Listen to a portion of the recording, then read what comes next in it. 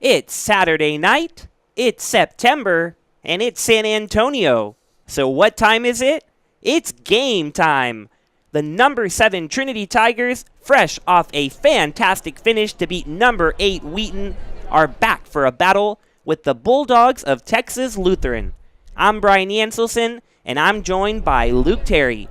Luke, I think I can still hear the crowd going crazy after last week's wild win. Yeah, Brian, well, when you finish with an exclamation mark like we did last weekend, I don't blame you. It was such a huge play from Mac Douglas to end this game.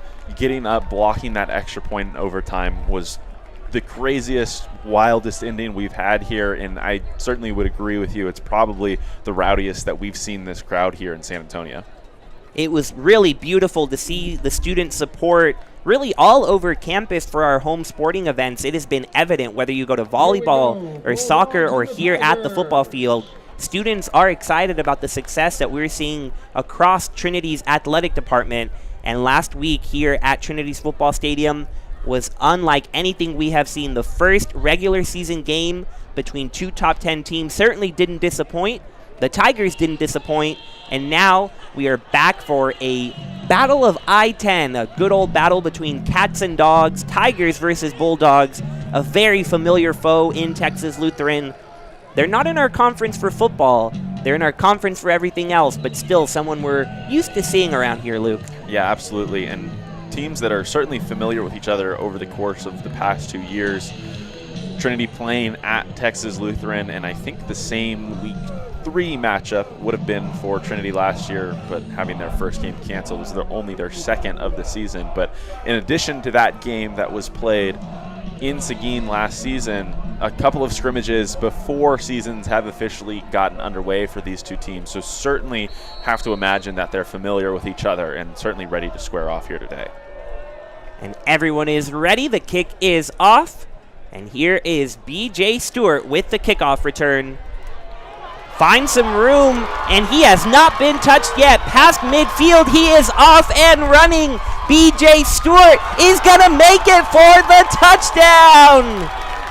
All the way he goes, the reigning SAA Offensive Player of the Week. How about a follow-up, starting the game with a kickoff return for a touchdown? Yeah, Brian, and I knew we were going to call his name at some point here today. I just didn't know that he was going to make us do it so early on. I wanted to try and get it before he sprung a huge play, but you see right there, just a little bit of hesitation forces the kicker to miss. We talk about it every single week. We talked about it extensively last week. B.J. Stewart has elite stop and start speed. So he hesitates a little bit right there, slows the kicker down, and he gets back to 100% really quickly, and that's what allows him to ultimately end up in the end zone right there.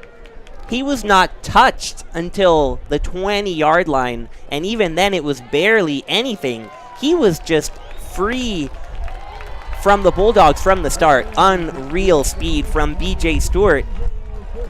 Yeah, leaves you speechless. I don't blame you here, Brian. For those of you watching from home, Brian Yanselson with the look of amazement and astonishment here in the booth. But you're right, he didn't get touched. It was great blocking on the kickoff. You know that this is a team, this is a special team unit that understands the importance of that facet of the game. They hammer it really in every unit: kickoff, kick return, punt return. And as we mentioned last weekend, when you get a punt block, or a extra point block to win the game, it can go to show you how massive that facet of the game can play. And you know, part of the reason that I just think that's a hilarious way to start the game, Luke, I had quite literally 2 minutes before kickoff pointed out to you that the Bulldogs led the nation a year ago in kickoff return defense. They had allowed just 8.65 return yards per game last year, and that's all blown up now with that long return from B.J. Stewart, 97 yards to the house. And Blake Lynn didn't think he was going to get a kickoff that soon, did he, after the Bulldogs chose to kick off? But here he is, and here come the Bulldogs. They'll try to get their footing now after that incredible start for the Tigers. Eugene Robinson not going nearly as far as BJ Stewart. But here come the Bulldogs offense. Yeah, and it's an offense, Brian, that last week in their opener against Howard Payne put up a lot of points. They just gave up even more, especially in that first half. Really a lopsided affair. They were much more competitive and stayed with Howard Payne in that second half, but they had just built up too much of a cushion. So obviously points on the board very, very quickly for the Tigers. If you want to be in this game, you're going to have to respond early and throw a punch of your own here to try and draw even. Jacob Fortin, the junior from San Antonio, Smithson Valley High School product, gets the first carry of the evening for the Bulldogs, goes 3 yards. You have Seth Cosme, the senior from Angleton, Texas, leading the way for the Bulldogs. Play action right here, looks to his right and finds a completion, but then 3 or 4 Tigers meet up right there. Aaron Sotelo, the fellow senior, also from around the area, Medina Valley High School. And it'll bring up an early 3rd down. This week, Luke got to talk to head coach Neil LaHue for Texas Lutheran, and he told me it was that start that obviously set everything in motion, down 21-0 against Howard Payne. And after that, he said his offense really played well, and he was proud of how his guys battled, but they never could quite get back to within 7 as Jarrett Phillips here breaks up the pass, and it'll bring up 4th down right away for the Bulldogs. Yeah, and a nice play design right there. Again, targeting Sotelo over the middle this time. Just didn't look like he was entirely ready for that pass over the middle. A bigger, kind of more stout tight end. He had the inside. He had the advantage of trying to go to that football, but as you mentioned, for the Tigers, safety right there to break up the play, and now a quick 3 and out is going to put the ball back in BJ Stewart's hands. Not where the Bulldogs want it. Here comes the punt. It's not going to be anywhere near BJ Stewart, and you can just imagine that he's going to have a hard time getting the ball in a special teams capacity after that kickoff return. So 1.5 minutes in, Tigers up 7-0, and the offense will take the field for the first time. BJ Stewart taking Tucker Horn's spotlight away at the start of this one, but I'm sure everyone is happy with how this game got underway.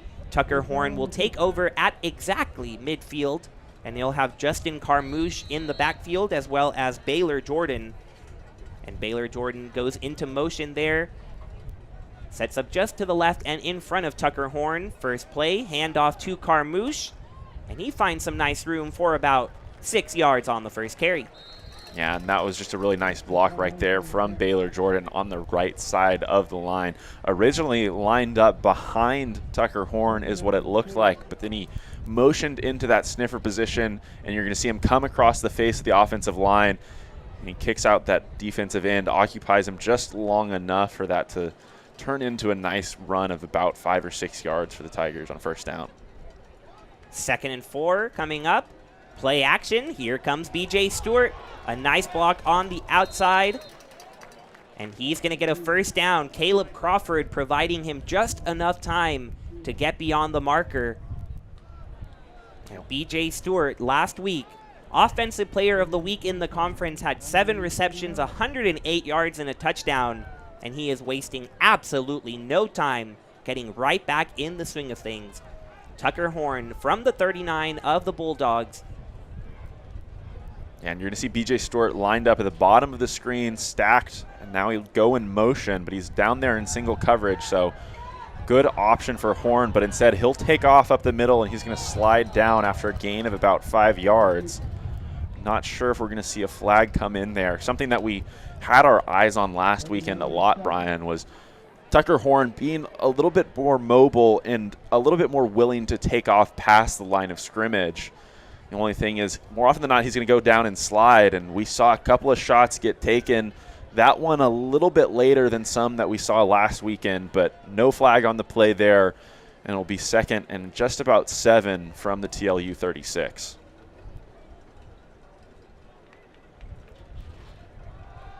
Handoff to Carmouche, gets around the right edge. Flag is coming, though, from the side judge. A nice gain from Carmouche, but will it stand?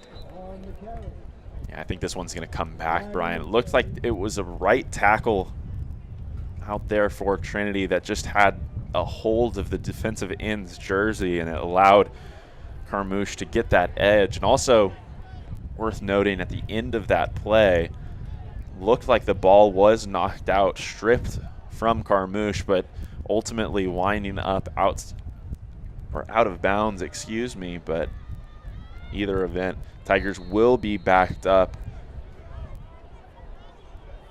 due to that holding penalty. So now a second and just about 14. Tucker Horn there faking the snap, getting a good read of the defense, now taking more time. To bark out his directions, Ryan Merrifield at the bottom of your screen. Tucker Horn looking that way. Instead, the pass is going to be intercepted as the Bulldog defender steps in front of it. Mason Hardy, the sophomore from Flynn, Texas, read that one all the way, looked to be intended for B.J. Stewart. And a flag coming in at the end of the play. I think there was a hit, maybe a little bit of a shove. Couldn't tell which way this one's going to go, but it was certainly after the ball had been down. But you mentioned definitely a ball intended for B.J. Stewart, but a couple of times in the last 2 weeks that the ball has just come out awkwardly, not really on time, and maybe that plant foot not coming down exactly how you would want it to if you're Tucker Horn, and it's cost him a couple of interceptions. So Tucker Horn a year ago had the most accurate season in Tiger football history as a quarterback, that completion percentage of 68%. Last week he did throw 2 interceptions and now a third one here. That matches his total from the entire 2021 season in the third game of the campaign. So the Bulldogs get an opportunity early to strike back, and the play is a handoff. Again, it is the running back, Jacob Fortin, who gets the carry, gains about 2 yards. And now Fortin heads off. Second down and 8. DeCorey Willis, the other running back that we will see most of, those two forming a nice little committee in the backfield. They each rushed for over 600 yards, almost identical totals. Fortin had 608, Willis had 601. Yeah, but another thing important to note right here, Brian, coming off that interception, Texas Lutheran now on their second drive of the game with significantly better field position, and maybe what will end up being their best starting field position of the game. But in whatever scenario, certainly opens up the playbook to do some different things, especially right here on 3rd and 4, perhaps giving yourself a couple of downs to play with. Maybe pick up 1-2 yards here, go for it on 4th down. You're not nearly as concerned about turning it over at the Trinity 32, 33-yard line. 3rd and 4 from the Trinity 35. As you mentioned, big chance for the Bulldogs to get back in it, but they're not going anywhere. Carson Bird with that initial contact from the defensive front, and then he had a whole bunch of help alongside with him. Carson Bird and Amir Mustafa. Amir Mustafa, the other defensive lineman, and they give each other a high five on that combo tackle, and it'll be 4th and 4. The Bulldogs fail to gain an inch on that 3rd down opportunity, but they are staying out there, sensing that they have to get this if they want to stay close in this game. So Seth Cosme back to pass, faces some pressure, tries to step up in the pocket, does, and he is going to be just short of the marker, it looks like.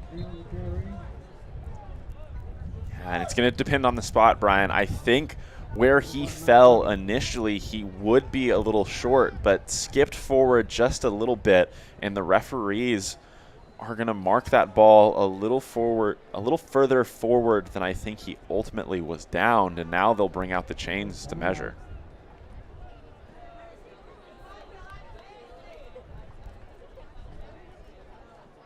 Pivotal call coming up early in this one.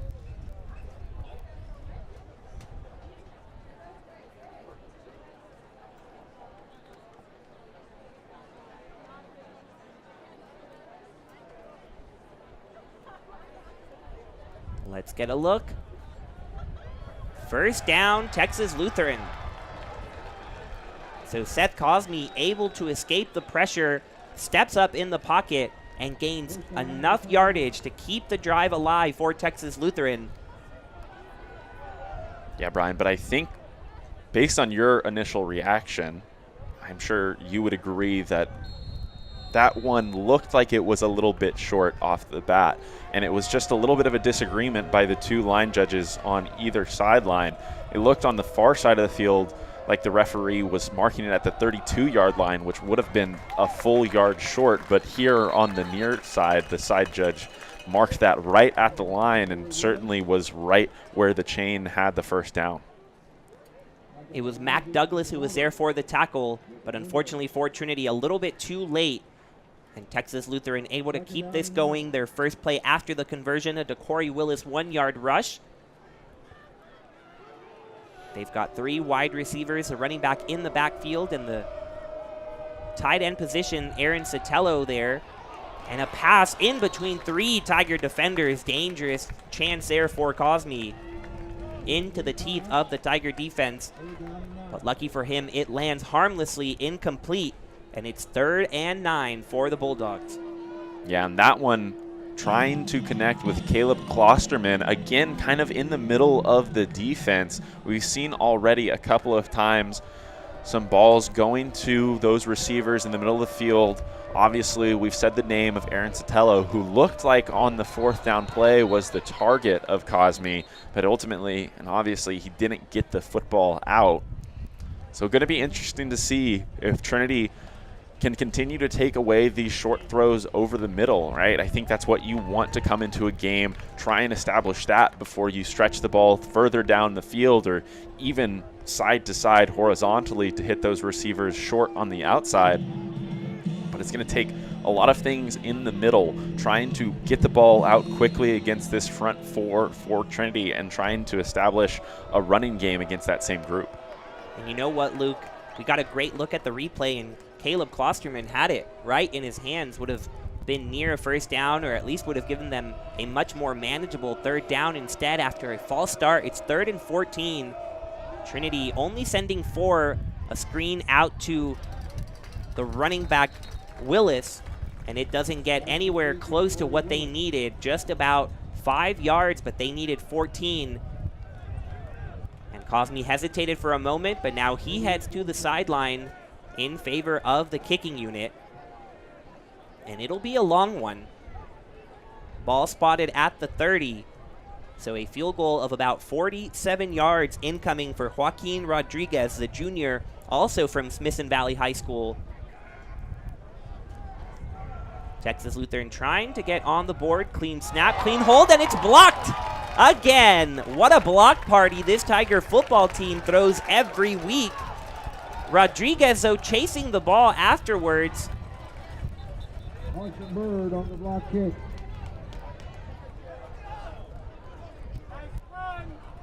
Not sure, as the referees look currently on the field as if they're going to spot that one where Rodriguez landed on top of it at the 31-yard line. You see in the replay those referees in the middle of the field kind of wandering and not exactly sure, but near the inline, immediately spotting that football at the 1-yard line. In either circumstance, I think this one will be going towards or back to the Tigers, but a lot of confusion. Yeah, and you can see Coach Urban adamantly pointing that it is Trinity's ball. It should be as if he just missed a field goal, because if it would have gone wide right, for example, with no block, the Tigers would take over from where the kick was launched. And you see all 8 officials having a discussion. Let's see what the decision is. Yeah, it looks like they're bringing that football back out to the 30-yard line. They're going to spot it there, and it should go back to Trinity, and that's exactly what's going to happen. I think the video switched before the referee signaled, pointing towards the direction of the south end zone, meaning that the Tiger offense would be coming back onto the field. But either way, Brian, a lot of confusion right there. Well, credit to the kicker, Rodriguez, for chasing after that, at least giving people something to talk about and think about. You never know. But the officials get the call correct there. And now the Tigers will take over from their own 30-yard line. A run for no gain, just getting back to the line of scrimmage there to start the drive. But Luke, is it the volleyball team that is impacting this football team's behavior with all the blocking? Is that what it is? Because, I mean, the volleyball team is second in the nation in blocks per set, and I think the football team is feeling inspired. The whole team was basically there at Calgary Gym yesterday. I guess they're learning a thing or two. This time, it was Carson Bird who picked up the big block and did not let us see if Rodriguez had the leg to get it there. Play action for Horn, wide open, but a drop from Caleb Crawford around midfield will bring up 3rd and 9 for Trinity. Yeah, and that one, a hole created on that near side of the field, about 15, 20 yards downfield because of the speed of BJ Stewart. A nice double move on the inside, just occupied multiple defenders, as you're going to see right here. And Caleb Crawford, from the slot position, comes right off his back, settles into that zone that had just been depleted by that defense, and as you mentioned, just squeaks right through his hands. Ball out maybe just a little bit later than I'm sure he'd want it. Look at the move from Legend Grigsby, getting enough for a first down. If he was tackled at first sight, he would have been down for a 4th down, but instead, the shifty wide receiver turned running back will bring another Tigers first down. 47-yard line. Great look right here. Grigsby immediately moving to his side and avoiding the tackle. Excellent job, and now he gets a carry to follow it up. He'll get a nice gain of about 7 on first down, and Legend Grigsby getting things moving for the Tiger offense. Yeah, but on that carry right there, that was entirely that Trinity offensive line. By the time that he got back, even with his offensive linemen, they had push 3-4 yards downfield already, so he was able to break through that and then had another 3 yards of contact before he was eventually tackled.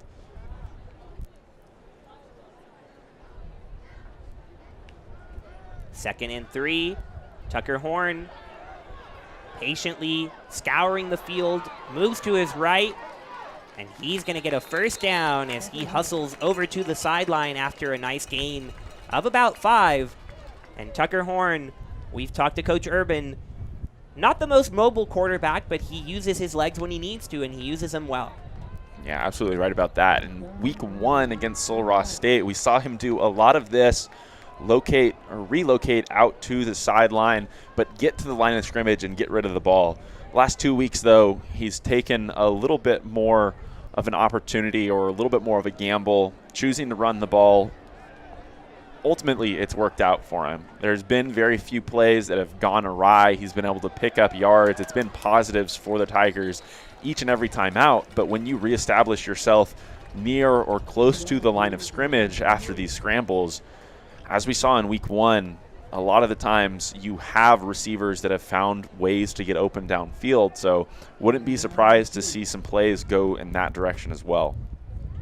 And speaking of positives everywhere you go, this drive has been full of positive plays, good chunk yardage gain consistently by the Tiger offense, whether it's Legend Grigsby or Justin Carmouche in the backfield or Tucker Horn scrambling. It has been all forward progress, and some more of it here. Justin Carmouche with a little spin move gets to the 27, and another first down for the Tigers.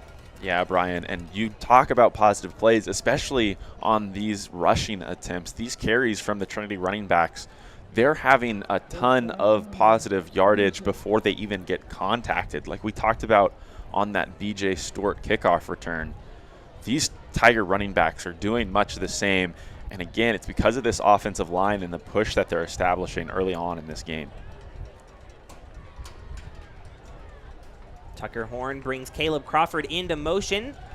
Horn looking to his left, trying to escape, and instead just takes the sack there in the backfield.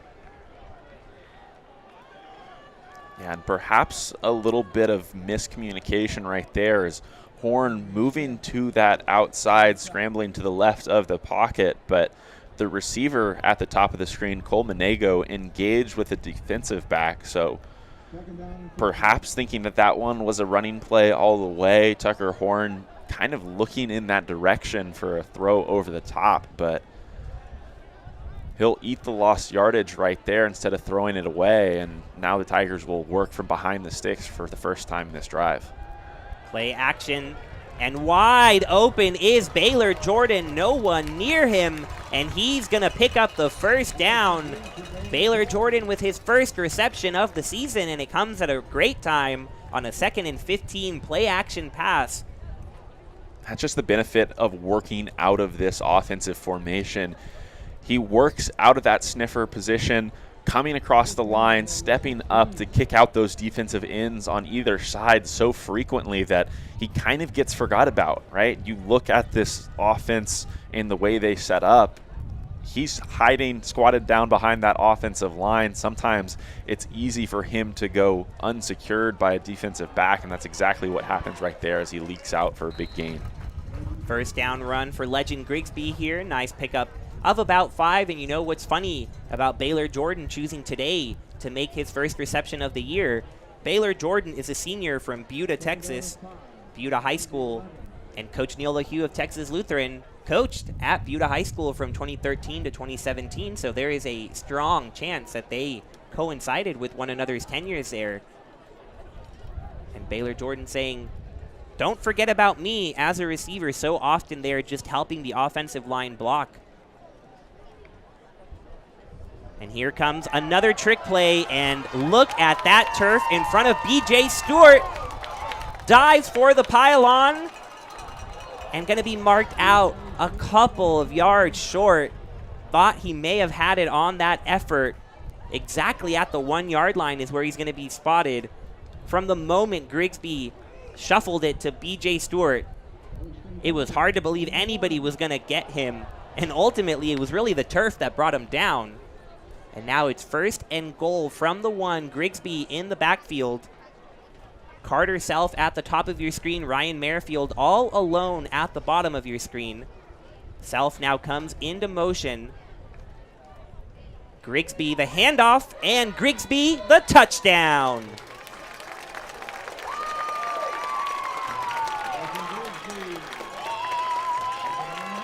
Legend Grigsby caps off a impressive drive for the Trinity Tigers. And they are now up 13-0. And it looks like the offense might stay out there for the 2-point conversion. Yeah, Ryan, and something that we saw out of this team pretty frequently early in the year last year, coming out for no other reason than to get some game reps of potential 2-point conversions in the future. A really crucial part of the game that you just don't get to practice that often. And they'll get to practice it again after the flag is revealed upon the snap. The yellow flag is thrown, and now the kicking unit will come on. Tucker Horn frustrated with that result, as I think you've got it exactly right. I remember last year after that Birmingham Southern game, we asked Coach Urban, how were you feeling during that 2-point conversion on the defensive end? And he said, you know what?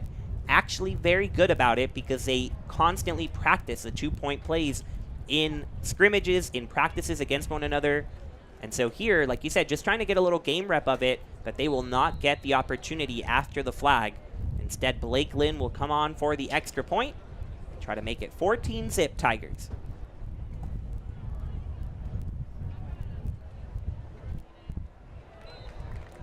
Lynn is able to do just that. And the scoreboard does, in fact, read 14-0 Tigers. We'll take a quick break on Tiger Network, full of offense here for Trinity.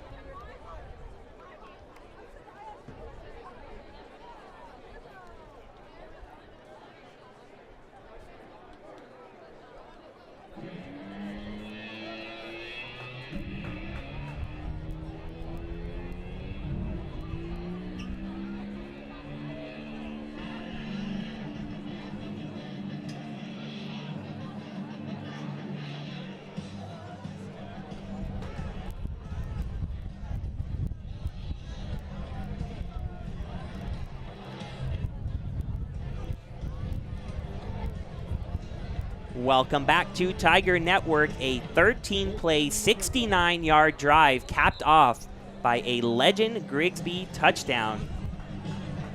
And the Tigers find themselves up 14-0 over their rival out in Seguin, the Texas Lutheran Bulldogs. A very familiar foe. This is the 32nd time in the history of these two programs that they meet, and Trinity leading the series 18-13. Tigers have won 2 straight meetings, but there was a period earlier in the decade from 2013 to 2016 that Texas Lutheran took 4 consecutive matchups. And so it's been a nice back and forth affair between these two programs. But right now, Trinity with the upper hand in more ways than one. On the kickoff, it is Eugene Robinson, the junior from Lake Charles, Louisiana. But nice coverage by the Tigers.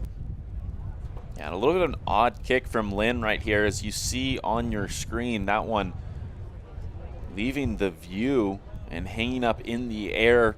The wind here in San Antonio blowing from that south end zone pretty much directly north. So that one hanging up for quite a while, allowing that return man to come up and secure it. And on top of the already good field position that Texas Lutheran was going to have to start this drive, a personal foul against Trinity is going to advance the ball out just a little bit further. So they'll be right around midfield to start this drive. 32 seconds left in the first quarter. This game got started with a 97-yard kickoff return for a touchdown from B.J. Stewart. After that, the Bulldogs were able to intercept Tucker Horn, had some pretty good field position, but had their field goal blocked. Here, Cosme going deep and almost finding his receiver there. Had a nice chunk with Keon Torello, the senior from St. Louis, Missouri, but it just grazed off his fingertips. And lucky for the Tigers defense that time. Yeah, and kind of just a play out of nowhere. A home run ball really for the first time here today. We've seen the runs in between the tackles. We've seen some shorter throws over the middle of the field, but no better time than that than to try and hit the home run. You have the ball advanced all the way out to the 45-yard line, and you have a receiver get down the field, beat the defense in between a couple of players, a couple of defensive backs right there for Trinity, but obviously just glances off the fingertips of Torello, and a nice play by the defensive line right there to cause some disruption in the backfield, and all of a sudden Texas Lutheran facing a 3rd and 10. Texas Lutheran trying a little bit of the read option with Cosme there, but Cade Rabson read it well. We did not see Cade Rabson a week ago against Wheaton, but he gets in the box score early, the junior from the Woodlands, Texas, playing at the linebacker position. As we now head into the second quarter of play, Tigers up 14-0 in San Antonio. Don't go anywhere. We have more great football ahead.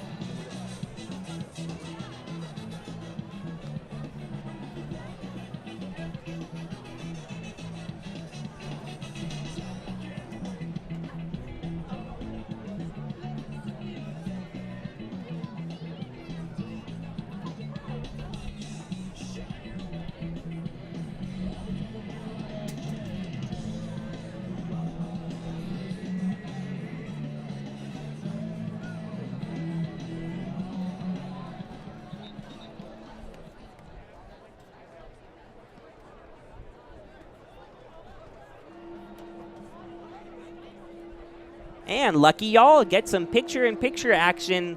A quick glimpse of Trinity volleyball. Looks like they took the first set from Scranton 25-16. The number 3 Trinity Tigers have had themselves quite the weekend. Last night inside CalGuard Gym, defeating the number 2 ranked Juniata Eagles. And that is happening right across from us inside the Bell Center. So plenty of good action all around Trinity's campus. And right here especially, a first down going to be gained by the Bulldogs. Aaron Sotelo picks up that reception. Nice job by Seth Cosme coming out of that quarter break and completing the 3rd down pass. Didn't mind the pressure, and Jarrett Phillips was the one who pushed him out, but not before a first down. Yeah, and Aaron Sotelo, again, you'll see him lined up in the backfield, kind of in a sniffer position similar to what we've seen from Baylor Jordan. But he's been the receiver, playing that tight end receiver that his quarterback has relied on the most early on in this game, trying to find things over the middle of the field, getting the ball out quickly. And again, on what was a 3rd and 10 just a couple of plays ago, goes to a more sure-handed target in his tight end, the bigger target that's going to be able to keep his body in between himself or in between that ball and the defender. And now it has Texas Lutheran rolling down inside the Tiger 25. Consecutive positive plays resulting in first down for the Bulldogs have them in Tiger territory. And here a little bit of room to work with for Jacob Fortin. A gain of 5 will have them at the Trinity 18. Coach Neil LaHue telling me this TLU offense last year was almost exclusively run-focused. They were near the top of the national categories in rushing yards per game. But he says he wants to be way more balanced going into this season. Balance doesn't necessarily mean 50-50, but it just means passing the ball enough to make defenses respect both options.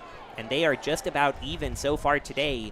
They go with the run again with Fortin, and doesn't go far, right back at the line of scrimmage. But so far, 9 rushing attempts and 6 passes for TLU, has them in the red zone for the first time. Yeah, and on that play right there, another nice fill from Cade Rabson, who's showing off his speed. You have 2 really fast linebackers in the game at the same time when number 21, Caleb Harmel, and number 40, Cade Rabson, are lined up out there together. 2 guys that can just absolutely fly around the field. And when this defensive line keeps them clean, then they're incredibly disruptive. And there is Cade Rabson again in the middle of the field, meeting Trent Steska immediately after the reception. 4th down incoming for Texas Lutheran. Another decision incoming for Coach LaHue and his Bulldogs. They look like they're going to stay out there. Already down by 14 against the 7th-ranked team in the nation on their home turf. So feeling the need to get something. And Seth Cosme buying some time now, 13 seconds on the play clock. Jacob Fortin moving from his right to his left. Bryce Samuels at the bottom of your screen. In motion now, Keon Torello. And Aaron Sotelo at the top. He's looking that way, and it is the running back with some room and with the score. Touchdown, Texas Lutheran. Jacob Fortin out of the backfield, able to squeeze past this Trinity defense and into the end zone for the first time. Yeah, Brian, and not much of a surprise that that's the target for Cosme right there. Only 2 places that we've seen the ball go on a number of occasions early on in this game for the Texas Lutheran offense. It's been to these 2 running backs, and it's been to Aaron Sotelo over the middle of the field. He goes with a quick option out of the backfield. Everything else on the offense moving the other direction opens up that side of the field. It looked like Malik Ross had the opportunity at that cornerback position to come up and make the tackle. Just gets in a little bit of an awkward spot on Fortin's right side and doesn't make the tackle. Would have liked to see that effort be made, try and get that stop with a head-on breakdown tackle. Let this defensive line operate in a goal-to-go scenario. We saw it happen last week. We've seen it in the past.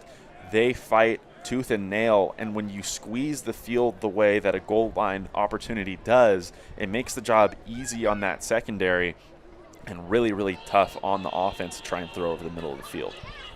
So Texas Lutheran here with 11:53 to go in the second quarter find themselves down just 7 against Trinity.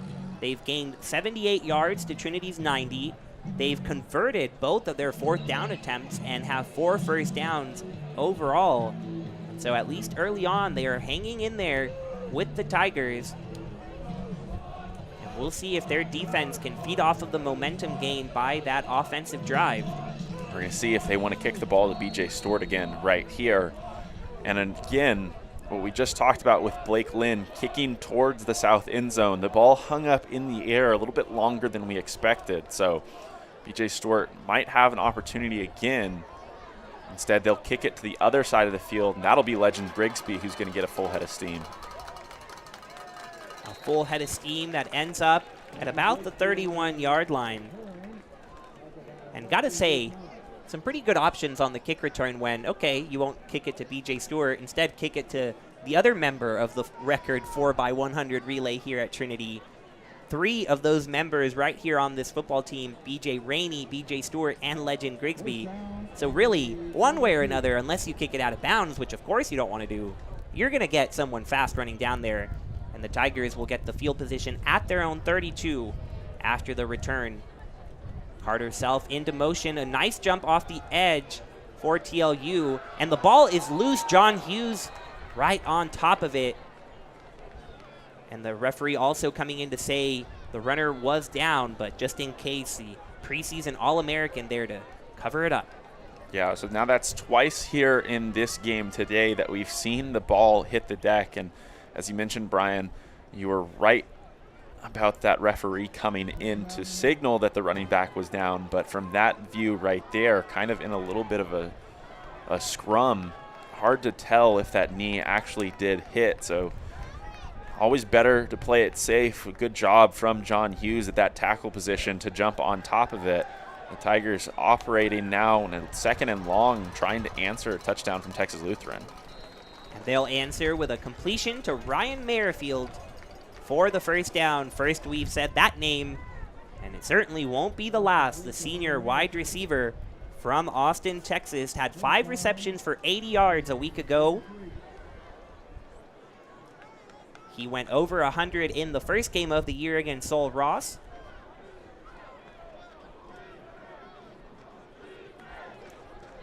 And here another good jump off the edge for Texas Lutheran in that defensive front, not letting the running backs gain much momentum. Zach Anderson, the sophomore from Montgomery, Texas, on the last couple of opportunities, he has gone there on the right edge, going straight into John Hughes, and he has timed the snap pretty perfectly, so keeping an eye on that for sure. He lines up there again. Yeah, Brian, something we don't see very frequently from this offense, or can't really tell from up here in the press box, is utilizing different snap counts, going on the second snap. Right now, when you have a guy trying to time things as well as he has off that right edge, would be a great time to use it, a great time for a free play to try and get a home run ball back after you give up a touchdown to Texas Lutheran. After a short run there on the edge from Winston Hutchison, first we've seen him back in the game going along with Grigsby and Carmouche. It'll be 3rd and 4 from the Trinity 49. So TLU trying to follow up their touchdown with a big stop in the middle of the field. Can the Tigers convert? Tucker Horn back to pass, out quick and through the hands of B.J. Stewart. 4th down. Yeah, not entirely sure what was happening right there on that one. Looked like that ball was put in a good spot, but B.J. Stewart dealing with some shadows in that area of the field. As you can see on the replay, he comes up kind of signaling to his face mask. Doesn't look like he got a good read on that ball. Doesn't look like the defender got his hand in there on it. So kind of just unfortunately a bad time here in the evening for that play call and that positioning of the football. But Eli Gaiman will come on now to punt it away, and Texas Lutheran will have an opportunity to knock this one at 14. The punt is away, and a scramble now as that ball looked to touch a TLU player who jumped on top of it. Texas Lutheran did. So a lucky break there, nearly disaster after a good sequence of events. Eugene Robinson wasn't looking, he was just running, and all of a sudden it hits him and the Tigers were all over him, but he does a nice job to get it back for his team and his offense right back out there, led by quarterback Seth Cosme. Yeah, and kind of an odd bounce for that one to angle towards that right sideline, but obviously great reaction time to have the recognition that that's the football touching your shoulder and to hop back on top of it before a lot of Tigers in that surrounding area could do the same. Unlike some of their previous drives, the Bulldogs will not have good field position, so the Tigers will try to pin them back here and then gain some good ground for their offense. A run that doesn't go far on first down for Willis brings up a 2nd and 8. And I think you nailed it perfectly. That's a great view. We get to see the TLU fans with the umbrellas out, their hands above their eyes, shading it. I think that's what we saw from BJ Stewart, just in that little in-between zone here in San Antonio. But not in between there are the Tigers defense. Cade Rapson again. What is that, the 4th or 5th time we've said his name after not saying it at all last week? He burst through the line. Look at him come here and wrap up the running back. Excellent job there. Yeah, but at the beginning of that play, it looked like it was Isaac Agamadu playing on that defensive line, kind of getting off of that block, at least getting one arm free and making some contact with the running back to slow him down. And then, as you mentioned, Cade Rapson filling yet again to finish that play off. But just great play on that defensive line to disengage from the offensive linemen, get some sort of contact with that running back to slow him down. And then, again, these linebackers who are so good, so fast, fly around this field so frequently, they do a great job when they're kept clean. That's exactly what happened with Rapson right there. And it's worth noting, as we talk about the impact Rapson has had, that the Tigers are missing one of their captains and one of their steady presences there on the defensive line. Harris Good, the senior from Fort Worth, Texas, not suited up today for the Tigers. We had noticed it last game against Wheaton, but couldn't tell, of course, exactly what happened. He did exit the game after the first quarter, and he is not suiting up against the Bulldogs here, so having to replace him are the Tigers with a little bit of a rotation. But at the linebacker position, Cade Rapson helping his defensive line a little bit with the great play early on. Cosme steps up on 3rd down, and he finds open room, and the slide, the referees are going to say, is beyond the first down marker. And so Cosme looked like a design quarterback run from the start, and no one was there to meet him. Yeah, and it looked like Amir Mustafa was in the game on that last play. Got good penetration around on the interior defensive line, but then just tripped as soon as he got into the backfield, allowing Cosme to kind of vacate from that lane that he was coming through. And that ball intended for Willis in the backfield, going to end up on the ground. Hard to tell if that was a forward or backwards pass right here. He jumped on top of it, but I think that the referees are going to rule that as just an incompletion, and it'll be 2nd and 10 right at the sticks.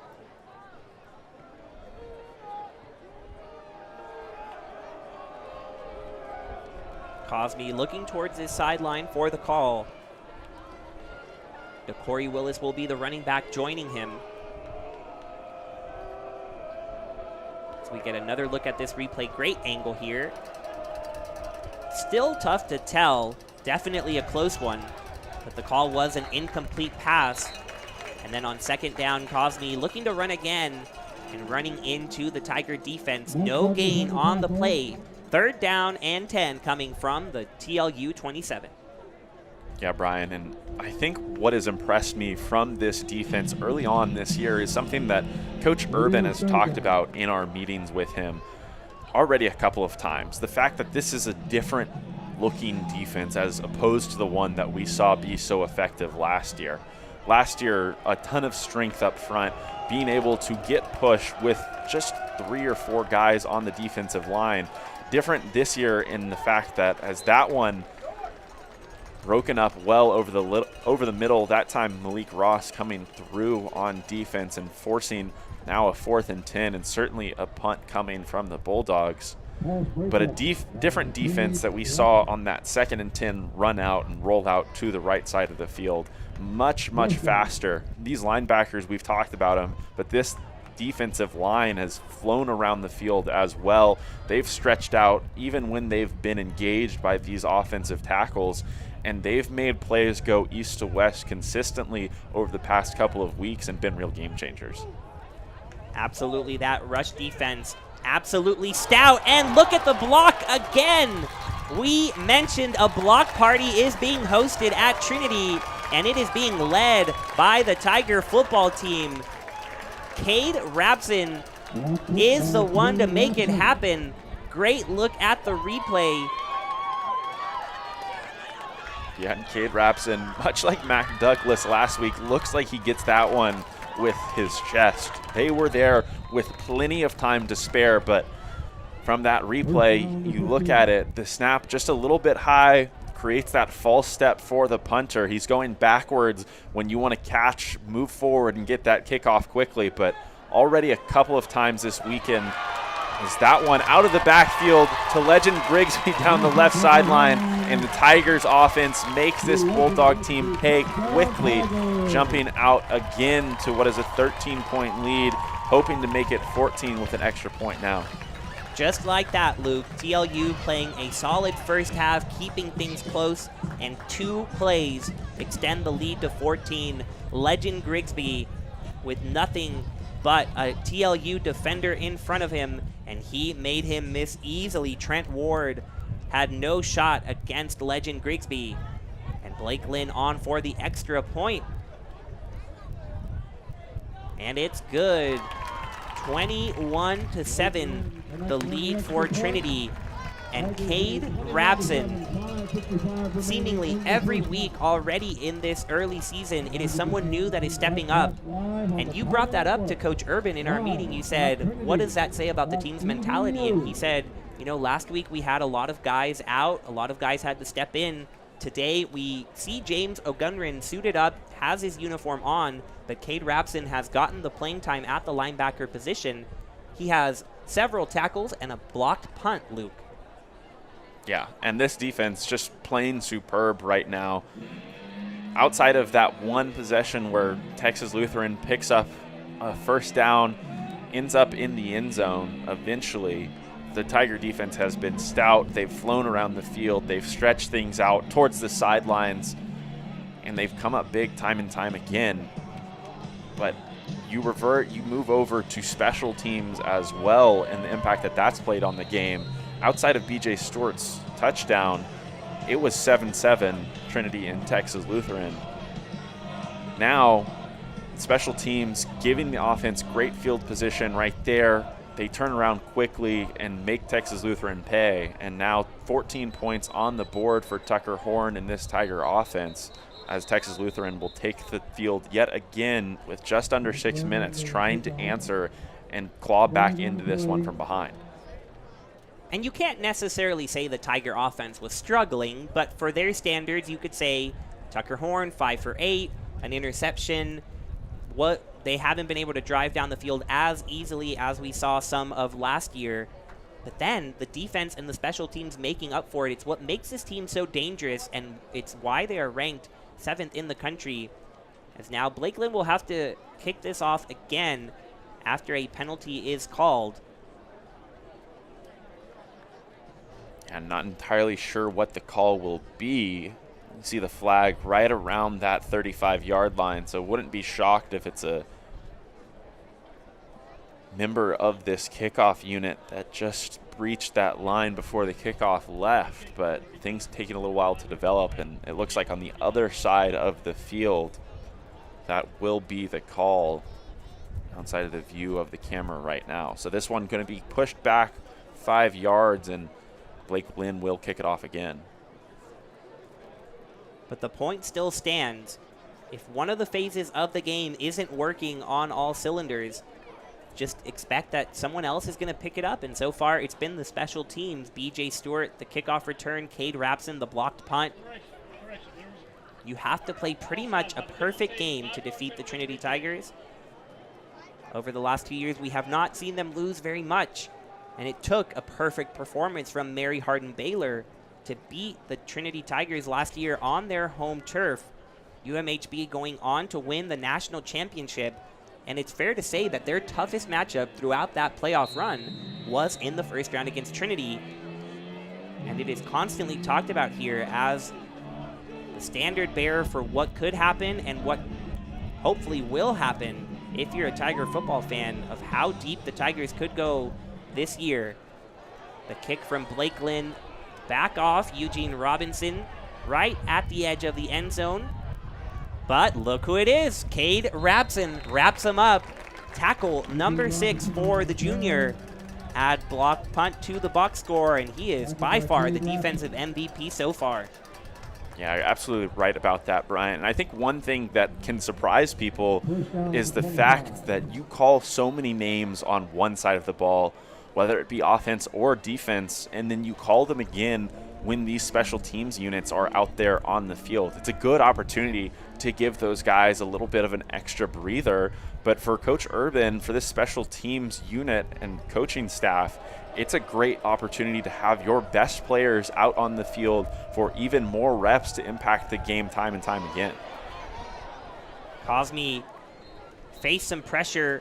Looked like he might face a sack. Instead, he'll gain a few yards on that quarterback scramble. Jacob Munoz, the senior from Cedar Park, who had himself quite the game against Wheaton. 5 tackles, a sack, and to your point again, some big plays on special teams from the players who we see out there, offense or defense, then continuing to hustle, whether it's a punt coverage, a kick return coverage. And so he gets the tackle there. 2nd and 6 coming for the Bulldogs. Just over 5 minutes left in the first half.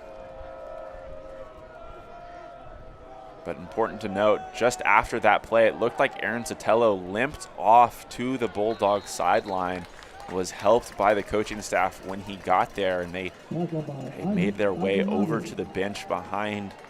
So I'm not sure he'll be available to come back into this drive, and we'll have to monitor his condition for the rest of the game. But certainly a big spot right here as the Bulldogs have a 3rd and 3, still relatively deep in their own territory. Down now by 14 points, but a good spot here at the end of the half with 4.5 minutes left on the board to try and go down the field, especially when they're going to get the ball back to begin the second half. 3rd down here, going deep. Flag thrown on the quarterback hit, but it's not going to matter. The pass is completed for a 1st down. Looks like there's 2 flags out there coming from different directions, so it's also going to be a hold going against Texas Lutheran. It's actually only going to be that hold against Texas Lutheran. So what looked to be a really nice play for the Bulldog offense that would have surely given them a 1st down right there is going to come back, and now they'll be well behind the sticks on this 3rd down attempt again. Yeah, just based off the timing of the flag being thrown, coinciding with the quarterback hit, thought it might be that, but the Tigers get lucky because it was Chase Patek who made the completion. Would have been a 1st down. Instead, 3rd and 13. And here comes the Trinity pressure. It looks like Michael Jewett showing a little bit off the edge, now stepping back. He's in the middle of Harmel and Rabson. Jared Phillips directing traffic as well. Some room in the middle of the field, though, and Trey King is going to have to chase him down. Eventually does at the 45, but not before a big-time gain from Caleb Klosterman. And the Bulldogs get a massive 1st down here at the end of the half. Yeah, and just a really, really nice play right here. Looks like Trinity's in man coverage, and those receivers on the bottom of the screen just crossing. Trey King off the bat just falls behind Klosterman. It's a nice throw on the money, exactly where it needed to be from Cosme, and Trey King with great speed able to run him down from behind, but not before a pretty sizable gain for a Bulldog 1st down, now into Tiger territory at the Trinity 45.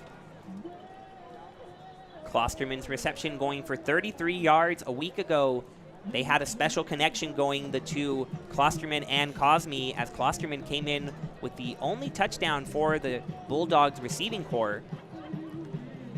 And this time coming up with that big 33-yard reception, Coach Mahalik, the Trinity defensive coordinator, meeting with his defense. The Bulldogs quickly back on the field after the timeout as you get a look at the beautiful day we have here at Trinity's campus. The sun setting, still providing some shadows. In what's been a good first half, you see now the Bulldogs outgaining helped the Tigers offensively, but it has been those special teams plays that puts the Tigers ahead.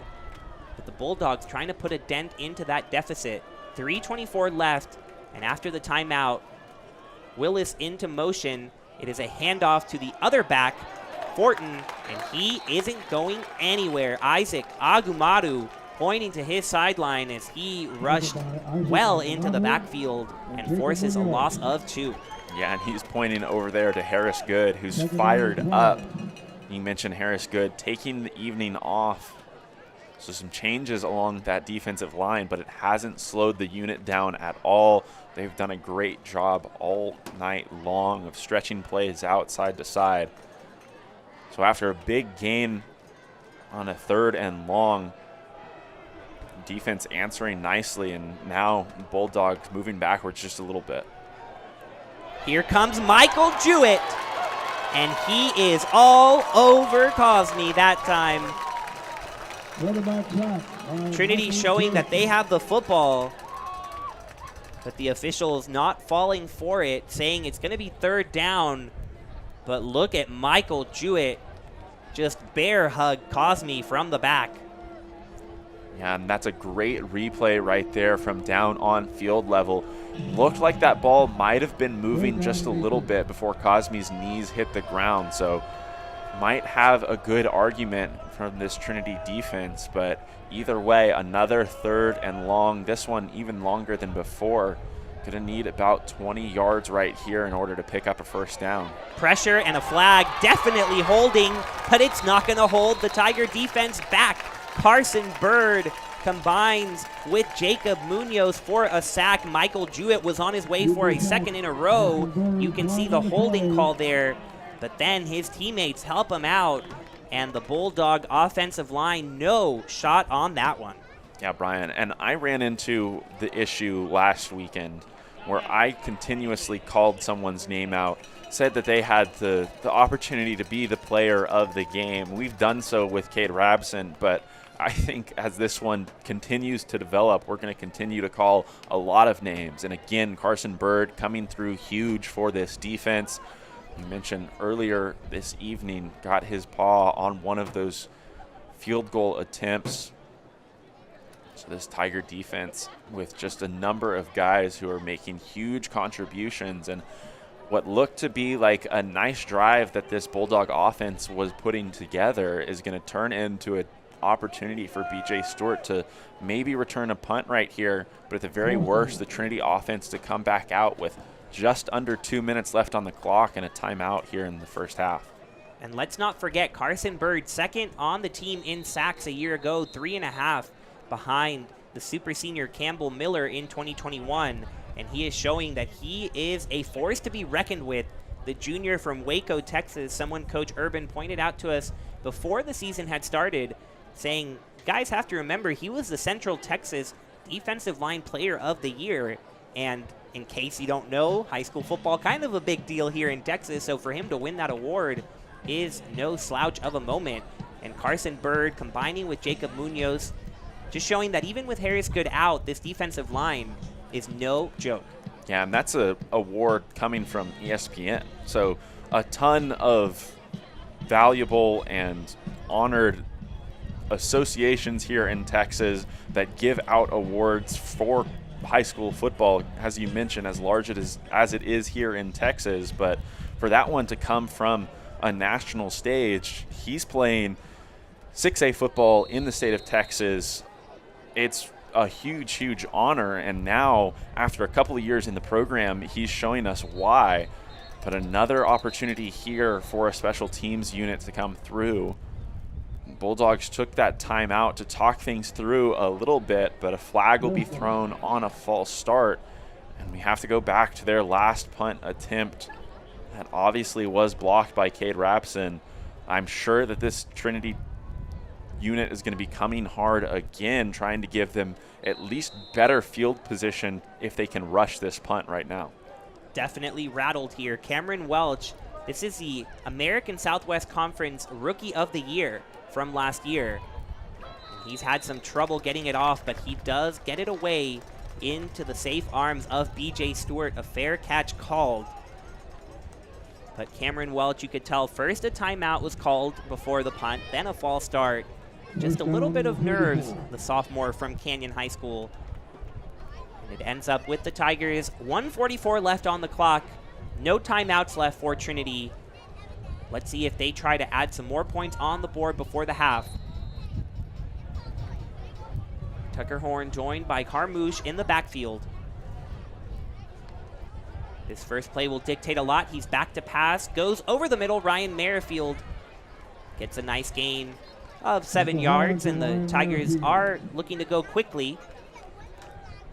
And you mentioned no timeouts here, and that ball, that play not picking up a first down for the Tigers, so the clock will continue to run now just right around 1:20 at the time this one will be snapped.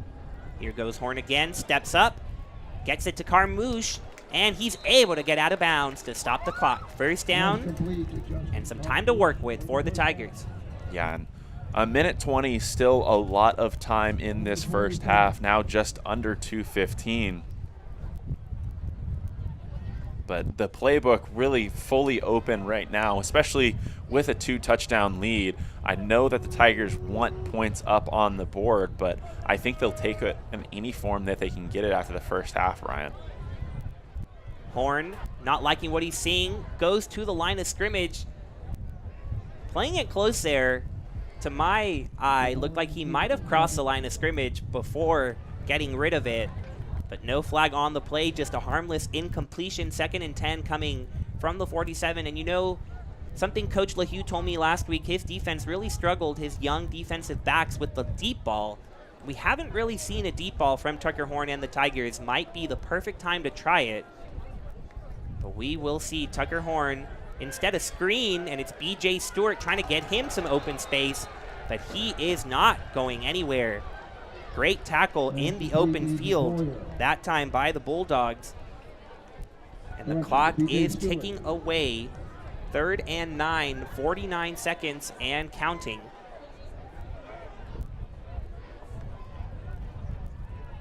Yeah, on that last play, that ball just delivered a little bit high, taking BJ Stewart up off the ground in order to catch it. And that just slows everything down. You want him to have his feet on the ground with as quickly as he can get going, but it allows those defensive backs just enough time to get there. But Tucker Horn hanging in the pocket right there and delivering over the middle to Ryan Merrifield for about 20 yards. Plenty for a first down, and the Tigers are going to line up quickly here again. A spike from Horn, but a flag also out. There were a couple of Bulldogs that weren't able to reach the sideline in time. And that is the call. 12 men on the field. Could have easily been 13 or 14, though. And the Tigers will get a free 5 yards, and they will not have to lose that down on the spike.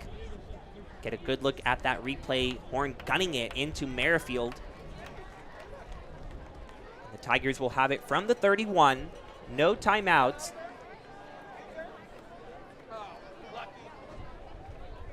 And now they've actually added a timeout to the scoreboard, which is our way of knowing what is left in the arsenal. So Trinity seemingly now does have a timeout, and they'll continue to move forward now from the 26.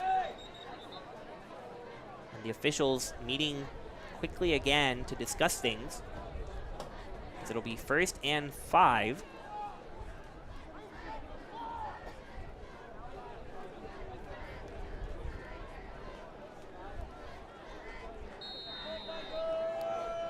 And here we go. And they'll stop it again as a timeout will come from Texas Lutheran. The scoreboard having some issues here in the stadium. You might have seen it start to read 20 minutes instead of 20 seconds. So some confusion here, but we'll get some time to think about what the Tigers might do here with limited time and limited resources. Yeah, but the biggest thing, Brian, you mentioned that timeout being put back onto the scoreboard. I thought the Tigers had one ahead of that Bulldog punt. Obviously a timeout taken. I assumed it was by Texas Lutheran as that play clock was winding down. I think that's when that timeout was taken off the board for Trinity, but makes a lot more sense. But now, 18 seconds, 20 seconds, with without a timeout would have been entirely different. You can continue to utilize the entire field, your entire playbook right here, but wouldn't be surprised to see a couple of shots now in a 1st and 5. Horn looking to go deep, goes to the sideline just short of B.J. Stewart. 14 seconds will remain on the clock. But Tucker Horn going to pick himself up off the turf right there. A flag down right around the line of scrimmage or in the backfield. So based on Horn's reaction, this is going to be a hold against the offense. I was maybe thinking it could be a roughing the passer call, as you saw on the edge of your screen right there. But instead, the Tigers going to be backed up another 5 yards. Excuse me, another 10 yards, now 5 behind the original chains. And Tucker Horn holding on to that ball for a little longer than I think you would like him to, with only 20 seconds left in the half. And now they'll operate from the 36-yard line and push just a little bit out of field goal range. Let's see what they can manufacture here. Horn looking to his left, unable to get rid of it quickly, now scrambling, headed towards the sideline, and he'll get out with a gain of 5. A lot of time does come off the clock, though. Just 7 seconds left. And off of that holding penalty, something you and I did notice, despite the starters being listed as normal on the offensive line, we do have 3 guys in there who have not seen playing time and in the starting role. Jake Lady, Braxton Train, and Brandon Michaels in there on the offensive line today. We see Alex Steele and Wyatt Bush getting some Gatorade before that last play. They are not out there. And again, Brian, looks like that timeout was taken off the board for the Tigers. So huge ahead of that play right there, but Tucker Horn wisely throwing that one a little deeper down the field. It's going to stop the clock, and it's going to give this field goal unit just enough time to come on and take an attempt before the half, but a timeout signaled. So just everything in disarray right now in Trinity Stadium. Yes, they didn't have a timeout, then they added the timeout on the scoreboard, then they took it away as you were talking, but now they're granted the timeout. So the clock stops at 1 second. Blake Lynn will come on to try the field goal. Messy little drive here, but the Tigers hoping it ends up in points. Clean snap, clean hold, and Blake Lynn gets it through the uprights for 3 points. Great way to go into the half on a positive note. Trinity will head to the locker room up 24-7 over their rival along I-10. 24-7, Trinity over Texas Lutheran. It'll be a 20-minute halftime.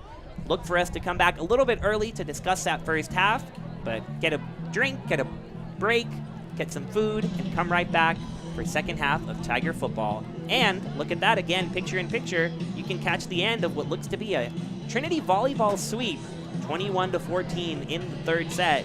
The Trinity Tigers are rolling across campus in San Antonio.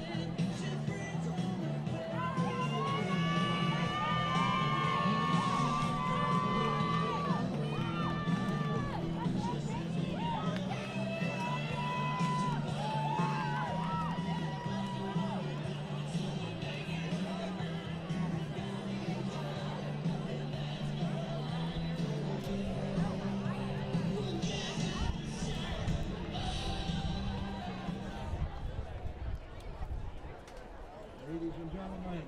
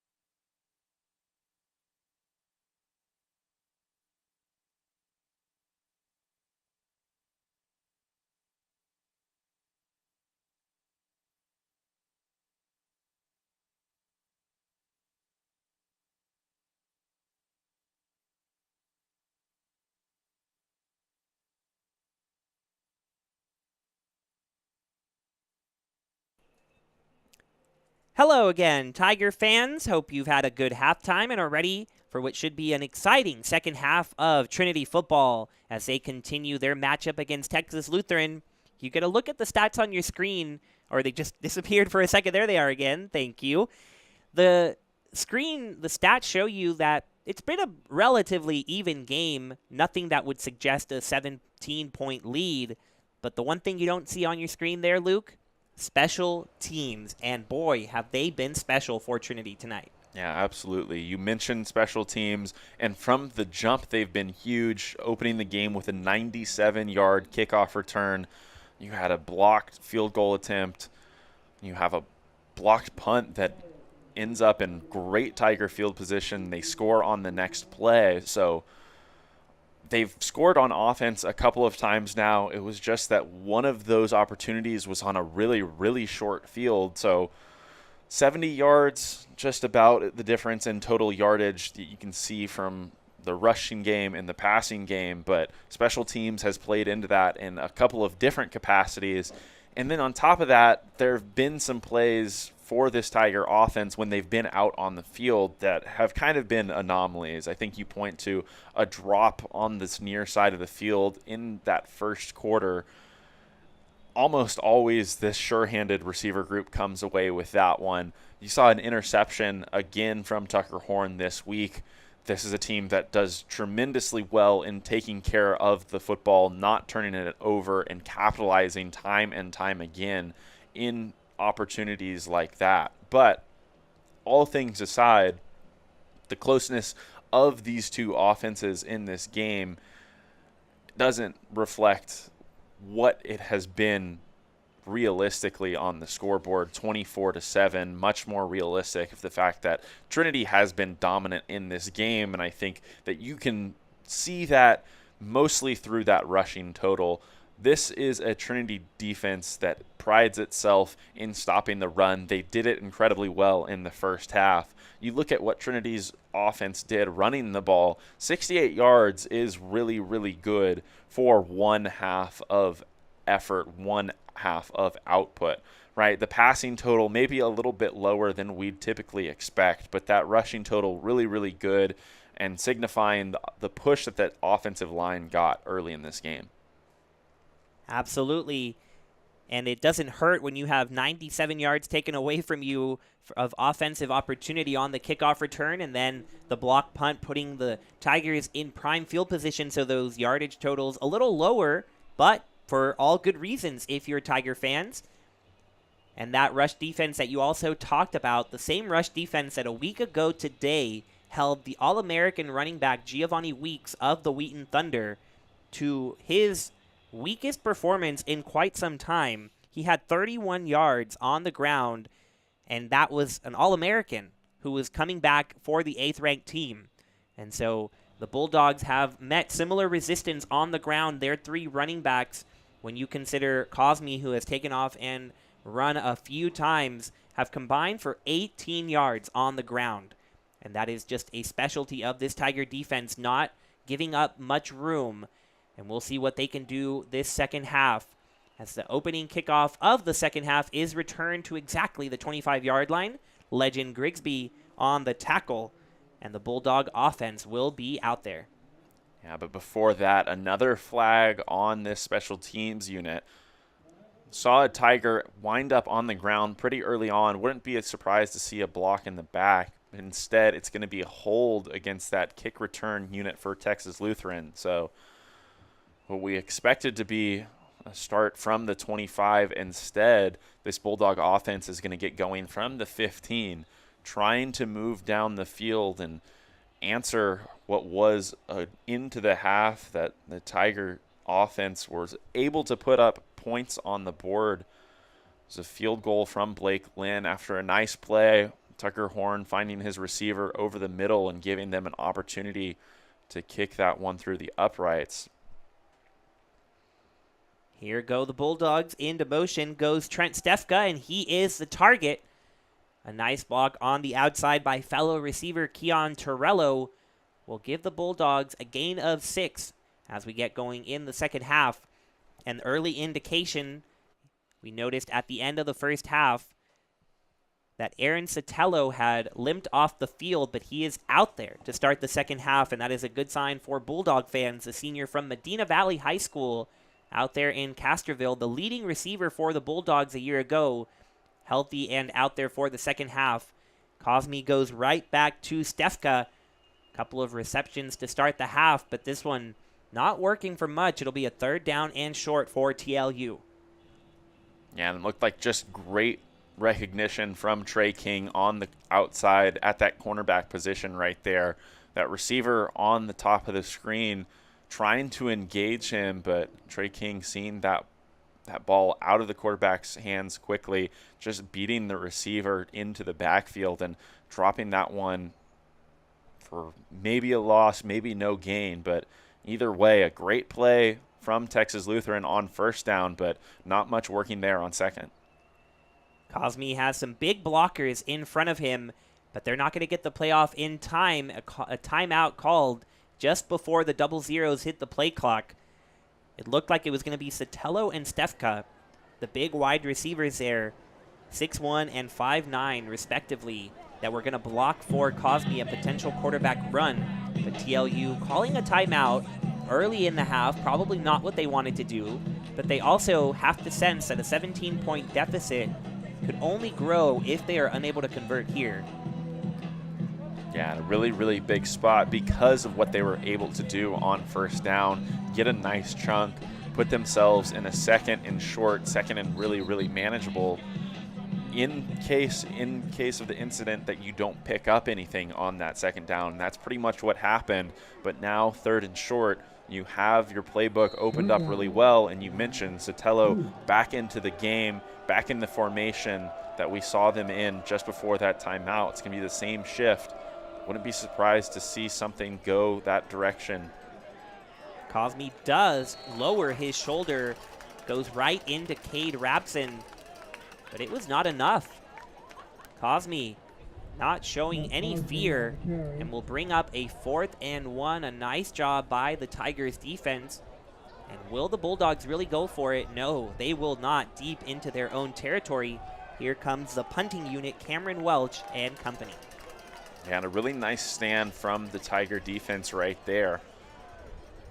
Bulldogs just loading that box along the offensive line. You mentioned those 2 guys lining up at sniffer position right next to each other, just trying to lead block for Cosme. You had that one sniffed out, Brian, a quarterback keeper all the way, but not able to get enough of a push to pick up the 1st down. And things continue to go poorly for the Bulldogs as that punting unit a little delayed in getting out on the field as the coaching staff considered the possibility of going for it on 4th down, but ultimately another delay of game right there. And now they'll kick from deeper in their own territory, and the Tigers lined up on the line like they're coming for the block again. They do. They nearly get there. BJ Stewart will have a chance, though. Can he pick it up off the bounce? He does. Reverses motion and breaks through a little bit past midfield. A flag thrown as Stewart is brought down. It felt like he was just a moment from breaking free again. Goes to show if you give him even an inch of space to work with, he can make something happen. Yeah, incredible how he just squeaks through a couple of defenders right there. There's 5 Bulldogs in that area, and one of them ultimately able to bring down BJ Stewart, but a lot of standing and watching. That's certainly something you don't want to have happen when you have the ball in the hands of a guy like Stewart, who's always shown, or already shown, what kind of difference maker he is here tonight. The call on the field will go against the Tigers, so the return will not be as good as anticipated for Stewart, but still showing his skill. When I asked Coach Jeremy Urban, point blank saying, what does BJ Stewart do for your offense? He says, what can't he do for the offense? And he went on to say that he could probably count on one hand the people across Division III who have the stop and start ability of BJ Stewart, and we saw it on full display right there. He was at a complete stop, reverse course, and had gained about 15 before the penalty brought it back. But still decent field position for the Tigers, their own 37, and Justin Carmouche with a carry to gain about 5, second and short. Justin Carmouche. And still just really good push from that offensive line starting here in the second half. 82nd down. It's going to be a really long rest of the evening if this Bulldog defense can't find a way to kind of stalemate it at the line of scrimmage. It's been a war in the trenches to this point this evening, but that Tiger offensive line has won consistently, and it's given these running backs about 3 or 4 yards per carry. And obviously that's going to pick up first downs again and again as Ryan Merrifield able to split a couple of defenders. And what was a short pass over the middle, he turns it into a nice gain of about 15.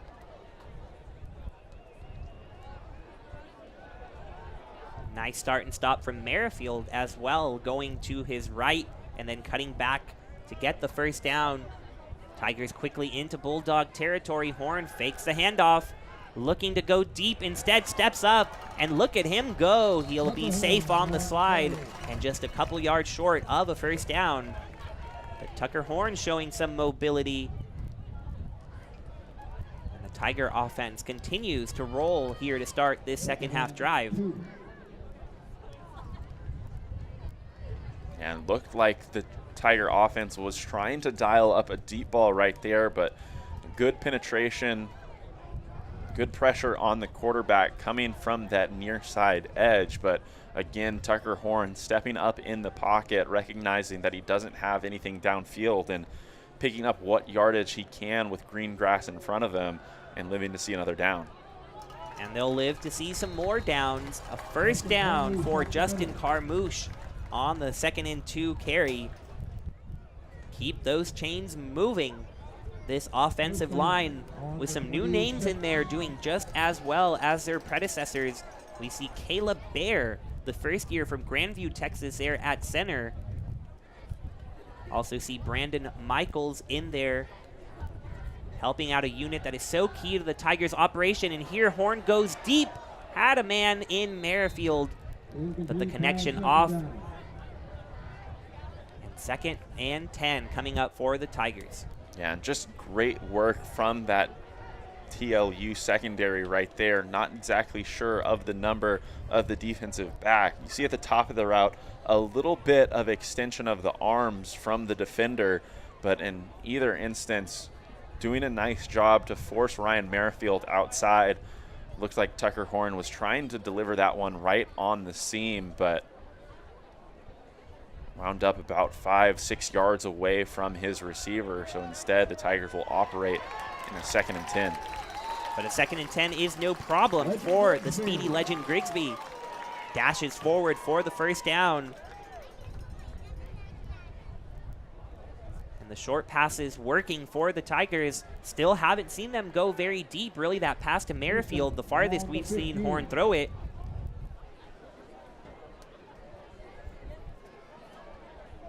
But Legend Grigsby making it work there. And now a 1st and 10 from the 15. Grigsby gets the handoff. Able to get around the edge and into the end zone for a touchdown. Legend Grigsby. 2 touchdowns on the evening. And that one making the Bulldog defense look slow, but it is just Legend Grigsby being that fast. Yeah, and that one a designed run just straight up the middle between the tackles, but Grigsby showing us his speed right there for one of the first times really all year that we've seen him cut outside, and he gets upfield and turns on the jets. There's a lot of traffic between him in the end zone, but you mentioned earlier today the speed that he has. Another member of that 4x100 meter relay that has tied the school record here. He got on the outside and he had plenty of speed to find the end zone. Blake Lynn again on to tack on the extra point, and all of a sudden the Tigers with a 31-7 lead here in the 3rd quarter. It's what tends to happen at Trinity's football stadium. You turn around for 1 second and the Tigers are off with a big lead. It is up to 24. We'll take a quick break on Tiger Network and be back.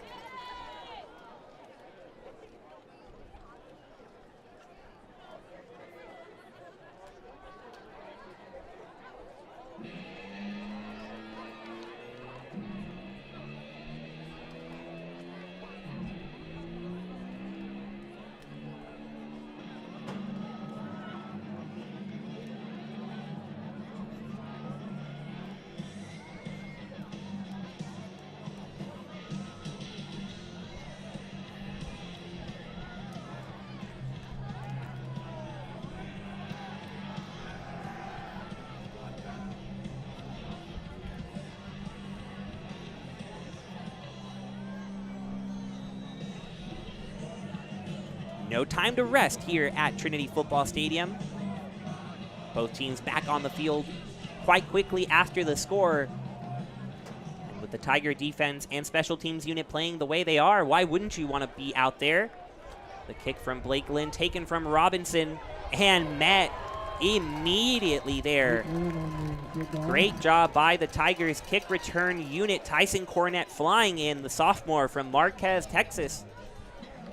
Yeah, what you're going to see on the replay at the bottom of your screen, Legend Grigsby, who just scored that touchdown, filling and occupying the blocker right in front of that play. Number 22, allowing the rest of his teammates to come in, fill, and make those tackles at the end of the play. And Cornett with the tackle. In week number 1, the Tiger football team awards different awards. They have some typical ones like offensive and defensive players of the week, the ones that you typically see, but you also had special teams captain, and Tyson Cornett was awarded that. And I got to ask Michael Jewett and Austin Burtness, two of the super seniors here on Trinity's football team, what that means, and that's a point system for players on the special teams unit, and you can see why Tyson Cornett earned it in that week 1 matchup with Saul Ross, just flying on the kick return coverage and putting the Bulldogs in a tough spot. A second down run for Fortin will gain just 3 yards, and a quick third down coming up for the Bulldogs, who, if they don't do something in a hurry, are risking of totally letting this game get out of hand. Yeah, but here, another drive for the Tiger defense in the second half. We've seen some additional subs, some names we've already called, like Amir Mustafa, but at the bottom of the screen along that defensive line is number 41, Charles Gilbert, who did a nice job staying outside that left tackle and extending plays left to right. Not extended there. The only thing extended were the arms of Mac Douglas around the quarterback Cosney, coming around the right edge and getting the sack for the Tiger defense. And the Bulldog offense, which looked pretty solid at the beginning of the game, nothing doing in this third quarter so far. It'll be Cameron Welch yet again. Brian, and something that we talked about obviously with Coach Urban and have mentioned in this game is the difference in the defensive line from last year versus this year. You mentioned a name like Campbell Miller, a guy like Matthew Willis, as BJ Stewart is going to take this one and run down that right sideline. A nice block over there gives him the edge. He'll wind up out of bounds at the 25, but again, yellow down on the field on this special teams unit. I think this one will come back as well. But last year's defensive line, as we mentioned, a lot more powerful. Great push to get to the quarterback through the offensive line. But this year, we've seen a number of sacks already just because of the speed of this group, the quickness on the interior. But those edge defensive ends have been so fast getting around tackles and getting home that they're racking up sacks back and forth like we didn't see last year. Campbell Miller was such a presence in the backfield, really the nightmare of quarterbacks' thoughts. And Mac Douglas, who is now moving to that edge position, has helped a ton in the rushing game, but that time making an impact on the quarterback as well with the sack. And the Tiger offense with a chance to really blow it open, already up 31-7. And Tucker Horn has his offense on full display. Winston Hutchison, who we've only called once so far today, gets the carry. And Hutchison, who has been battling an injury, had just 4 carries a week ago for 25 yards, but we were thrilled to see him, Luke, because he did not start, was not listed on the 2 deep, but he made his way back, and only good things to come if he is going to be back for the Tigers, and he's wide open as Tucker Horn escapes the pressure, and Hutchison is down the sideline, and Hutchison is going to be called out. He nearly had it, and you could see as he moseyed on into the end zone, he wanted it. He's talking to the official, did I really step out of bounds? But Luke, if Hutchison is back and healthy to go along with Carmouche and Grigsby, opposing defenses better watch out. Yeah, and it's something that we talked about last week against Wheaton, a game that was played really in the trenches between both offensive and defensive lines.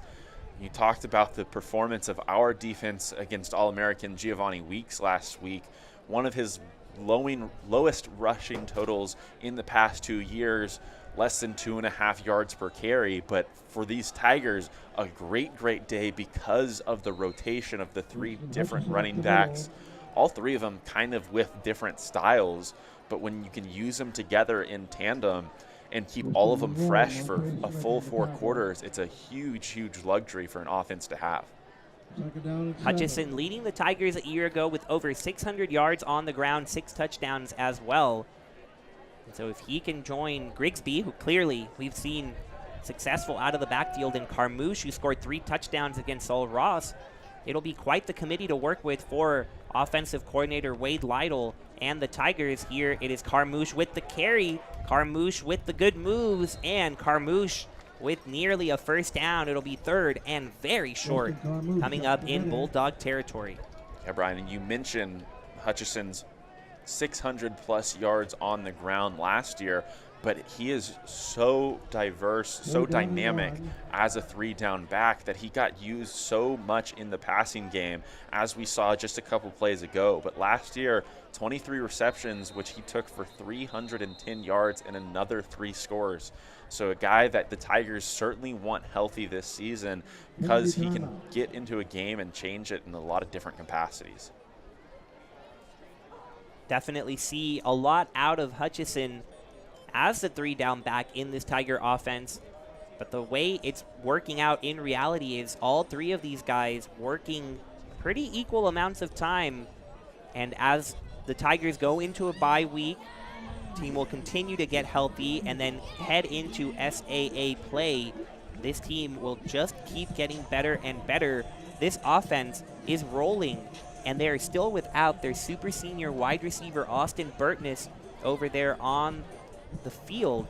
He is not suited up again, dealing with an injury that he chose to continue to rehab this week, and again heading into that bye, just an extra opportunity to keep resting it and those big games coming up in SAA play.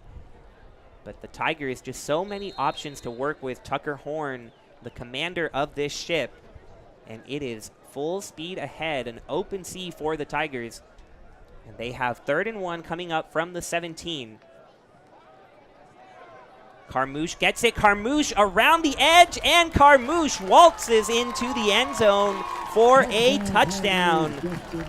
It was 3rd and 1. Everybody focused in on the trenches, and that allowed Carmouche to just scurry around the edge.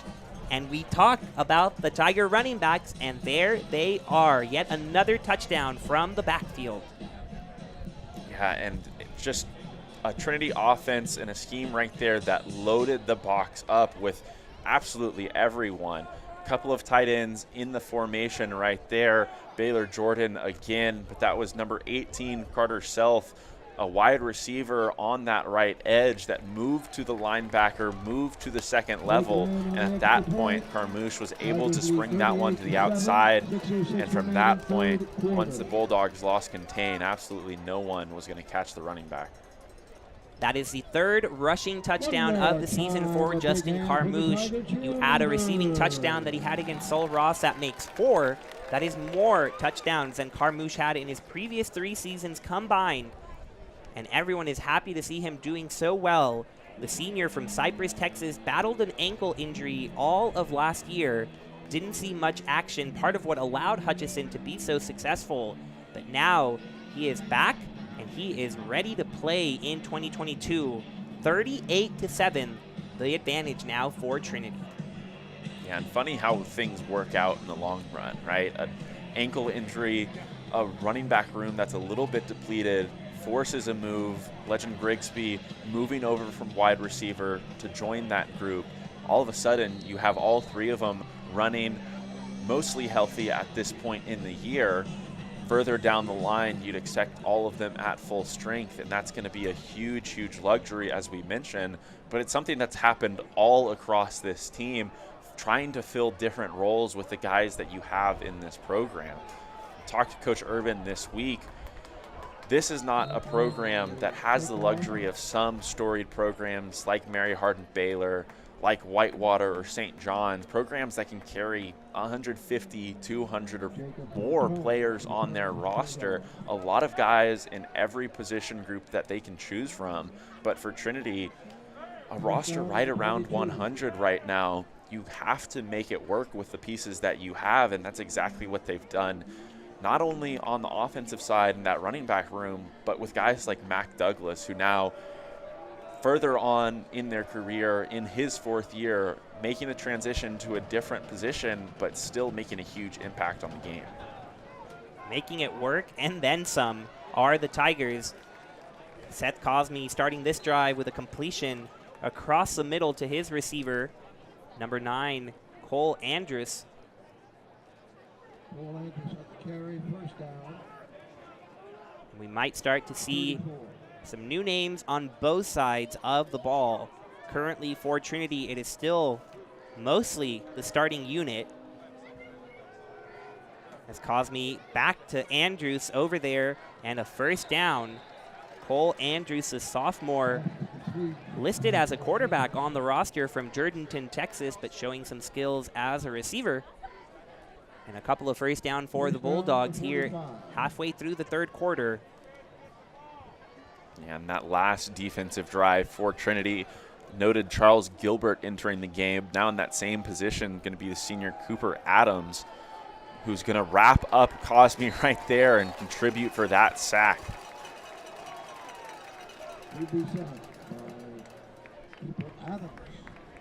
This is an opportunity for guys on the roster to show what they can do, with the score being what it is already in the 3rd quarter. Probably won't be risking injury for some of those guys that are already dealing with some bruises. I've mentioned a couple of them. The likes of Burtness and Good not even stepping out onto the field at all. Then some like James Ogunrin, who is wearing his uniform, but we have not seen him yet. Bulldogs get another first down on this drive as Stefka faces a swarm in the middle of the field, but he'll take his helmet, head to the sideline with a first down.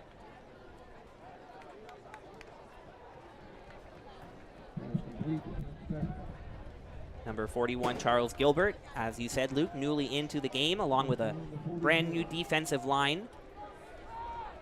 The defensive backs remain the same for the Tigers.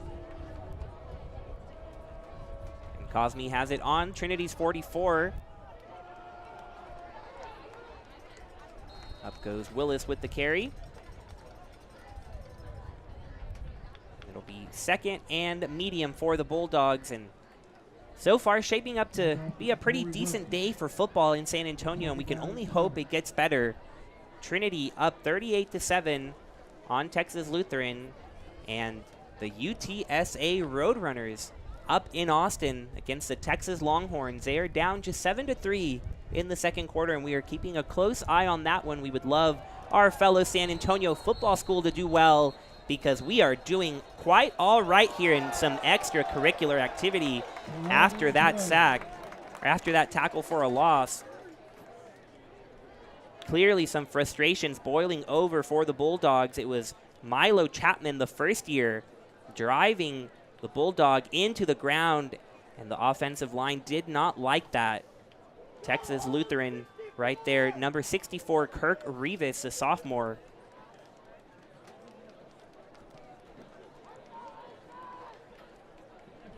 And actually on that tackle, it is A.J. Townsend.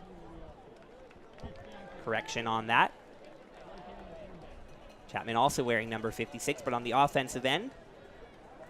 But either way, the Bulldogs will be pushed way back after that unsportsmanlike conduct penalty. And the Bulldogs just kind of letting it unravel here. 3rd and miles long.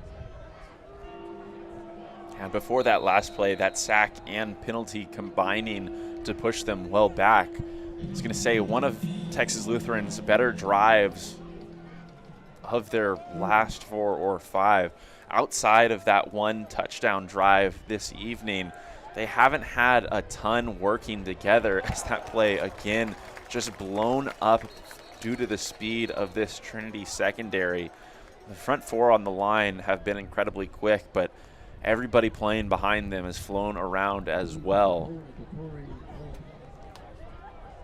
Fourth down will be coming up for Texas Lutheran and the punting unit out there. These are two programs that are kind of in opposite spots. Texas Lutheran last year going 3-7. They lost their head coach and have a new one this year in Neil LaHue, who replaces Ricky Matt after he retired at the end of 2021.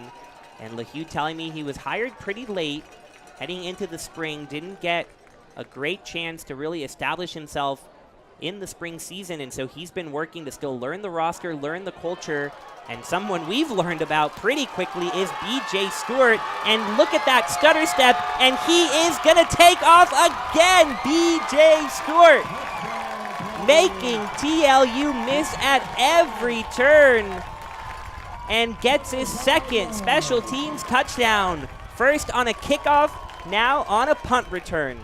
Yeah, Brian, and you said it as you called it, that stutter step. Again, the same thing that we saw on the kick return to open this game. You'll see it right here down the left sideline. It's a great beat that the punter has on the kick returner, but B.J. Stewart flashing that right leg out in front of him. And from that point on, just nobody coming close, absolutely no one touching him. You have to like the celebration from his 4x100 teammate, Ryan Rainey, B.J. Rainey in the end zone with him right there. I was going to say that was maybe my second favorite part. My favorite part was just how unfair he treated the punter there. Cameron Welsh, he gave it his best effort, but he was not going to catch B.J. Stewart. And then after the touchdown, getting to celebrate with B.J. Rainey, like you said, his fellow 4x100 teammate. And from what I've heard, they like to ride around campus in scooters that they both have. And so they have the same first name, they have the same scooter, they have the same speed, and they got to celebrate together there as the Tigers extend their lead to 45-7. You having fun yet, Luke? Oh, yeah. And Brian, about those scooters, I think it's working for both of them right now, right? Take a break. Don't worry about walking around campus. Save the legs for the game. That's exactly what B.J. Stewart has done here tonight. That's now 2 return touchdowns for him on the evening. It's just been absolutely game-changing for this program here this season. We talk about it. I haven't talked about it much, but he replaces a guy that is at the top of most of the all-time return lists in Chris Stewart, who came back as a super senior last year, filled some of those roles, but B.J. Stewart got some opportunity a season ago. Now that role is his, and he is absolutely taking it by the reins and make the most of it. In all honesty, Luke, it's as if they are on those scooters on the field, because human legs just have no capacity to match these Tiger receivers and returners, B.J. Stewart and B.J. Rainey, with the speed that they have. I got to talk to B.J. Stewart as the winner of the SAA Offensive Player of the Week award, and I asked him, honestly, and asked Caleb Harmel actually first. I said, Caleb, who would win, B.J. Stewart or head coach Jeremy Urban in a race? For those of you who don't know, Jeremy Urban tied with B.J. Stewart for the 100-meter dash record here for the track and field team. And Caleb giving it to B.J. Stewart, or as he calls him, Stewie, easily. And I think, based on what we've seen tonight, it would be no contest. And no shame to Coach Urban, but look at what Stewart is doing. What do you think, Luke? I don't know. I mean, you have to also let the viewers at home know what Coach Urban said when you asked him the same question in our meeting with him this week ahead of the game. There is some contention about that time listed on the Trinity record book. The time is 10.72, but Coach Urban saying he had a time that was under that because of some difficulties at that track meet were not counted nationally by the NCAA. And so he says that while Stewart is fast, he still believes he hasn't beat on the record. But you know, I think we have to just settle it somehow this year. I think so too. I mean, Coach Urban made a good point in that meeting. B.J. Stewart, great stop-start times, speed, ability. But Coach Urban got a couple inches on him, and he's got those long legs. He talked about trying to uncoil them. And maybe after that start, when he gets to full speed, he could catch up. But I think you're absolutely right, Brian. We can't know for sure unless we've put it to the test. So we'll have to just wait and see if we can get that. I mean, we have a track right here around the football field. We could do 100. We could do 400. We could keep going as long as they desire. I think we should make it happen. If you're watching at home, comment in the chat if you, A, want this race to happen, and B, who you think would win. Jeremy Urban, BJ Stewart. And then there's another option. We asked BJ Stewart who would win, wide receivers coach Jeremy Gazella or head coach Jeremy Urban. And Stewart went with Gazella, so Coach Urban really getting no love from his players. We'll have to ask him how he feels about it. Can't wait to find out.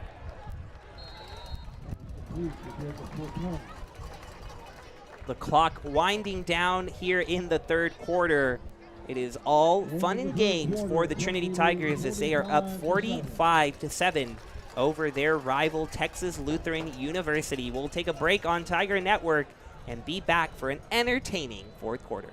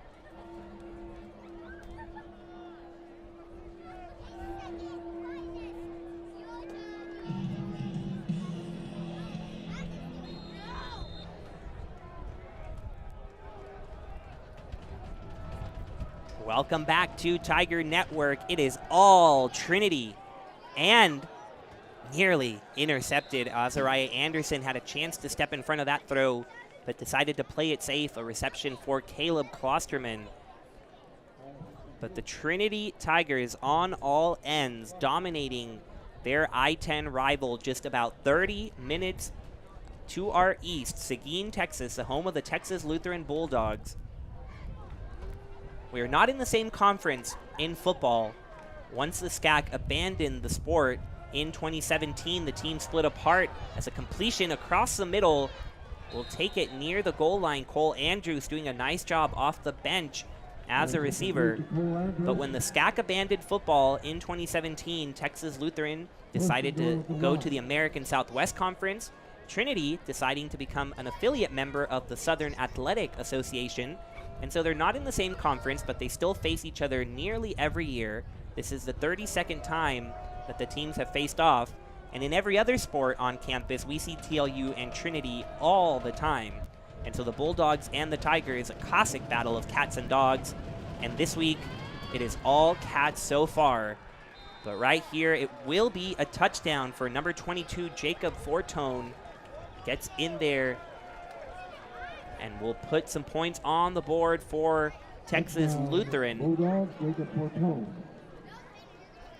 He struggled in the backfield. Mentioned he was one of two running backs for the Bulldogs that get the majority of the work. But here to start the fourth quarter, does scamper in there. Joaquin Rodriguez will come in for the extra point. But we introduced it in the third quarter, a big day of football in the Alamo City. Trinity taking care of their end, and UTSA scoring a touchdown in Austin, taking a lead.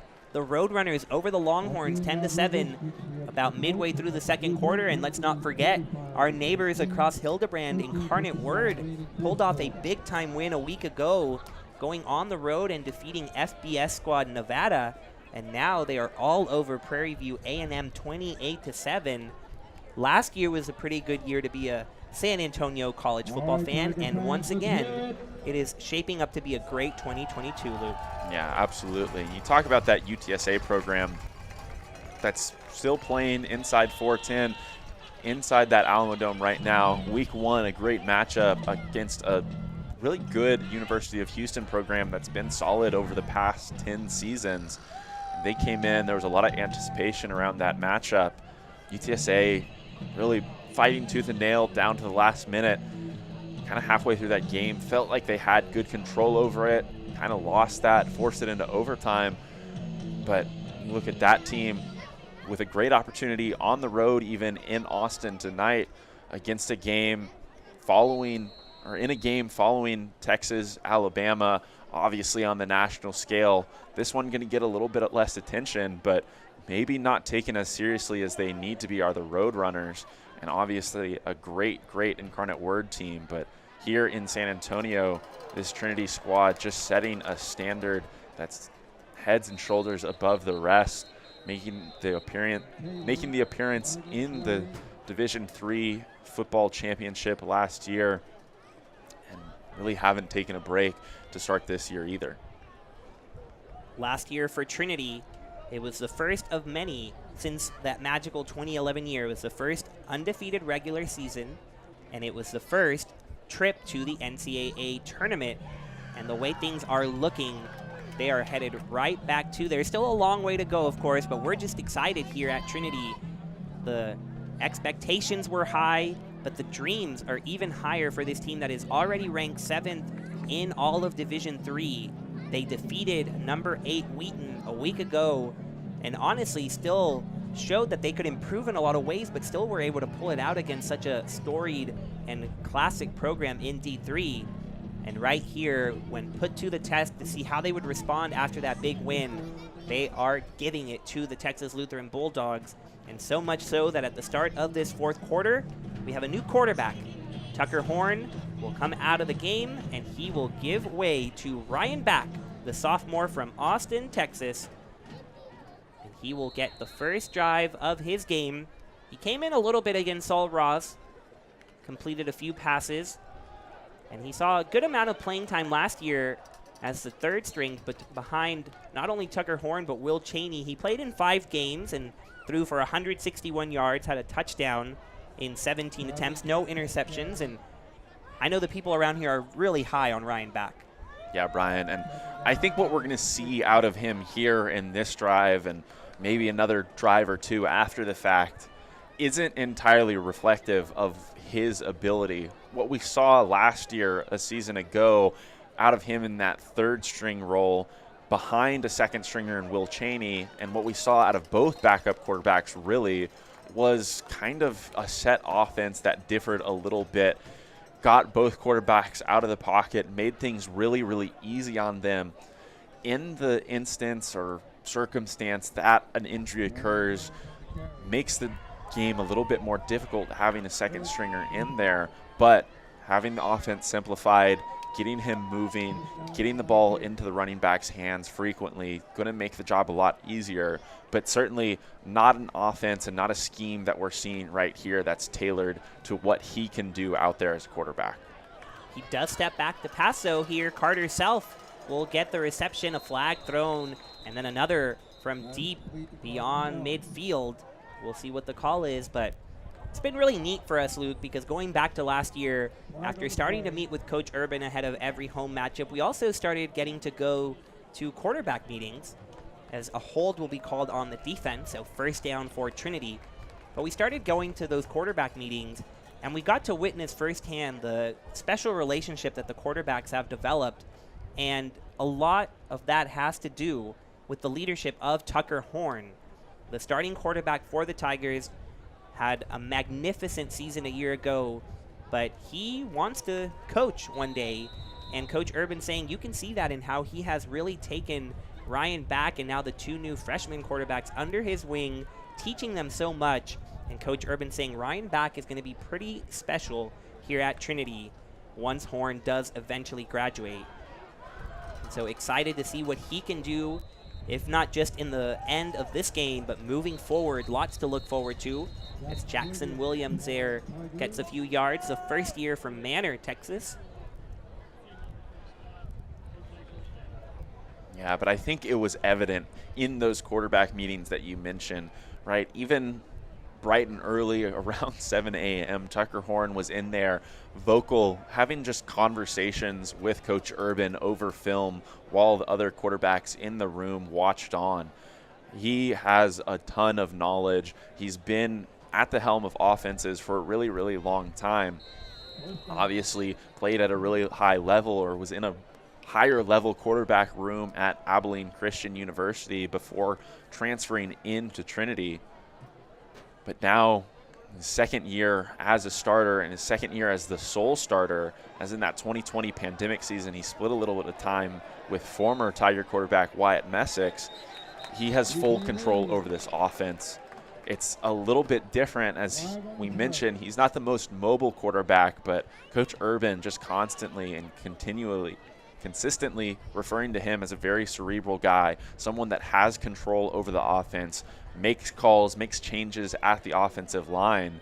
Certainly something that younger quarterbacks and quarterbacks with less experience, or in maybe less experienced programs, lack a lot of times. So to have a guy like that in front of him, who's very vocal but also very willing to be a mentor to them as younger players, is just going to prove incredibly useful down the line. And the names thrown out there, pretty impressive. Peyton Manning, Aaron Rodgers as the comparisons. And you might say, oh, come on, really going to compare Tucker Horn to those guys? But coming from Jeremy Urban, who spent 9 years in the NFL as a wide receiver, played on some great teams, went to the Super Bowl, played with the Seahawks, Chiefs, and Cardinals. I mean, you take those comparisons to heart, because I don't think he would just throw those names out there. And so a lot of praise for the starter, Tucker Horn, and the backup, Ryan Back, who will have a bright future here at Trinity for years to come. And he has his Tigers over midfield with 11:20 to go in the fourth quarter. Yeah, and I think such a huge aspect of it is not just having the knowledge, but being willing to communicate it, being willing to teach it. Tucker Horn just played about 2.5, almost 3 quarters of football before coming out. And first thing that he's doing on that sideline is signaling plays back into his second stringer, Ryan Back. So certainly I'm sure he's excited that Ryan gets to be out there, gets to have some reps, and gets to use them as a kind of teaching and learning experience. It's great to see the generations connecting with one another. We've seen it so often on the volleyball team that has had a great start to their season. Just saw a couple of the members of that team walking in. Now they're coming to support the Tiger football team the same way that they supported the Trinity volleyball team last night in their big game.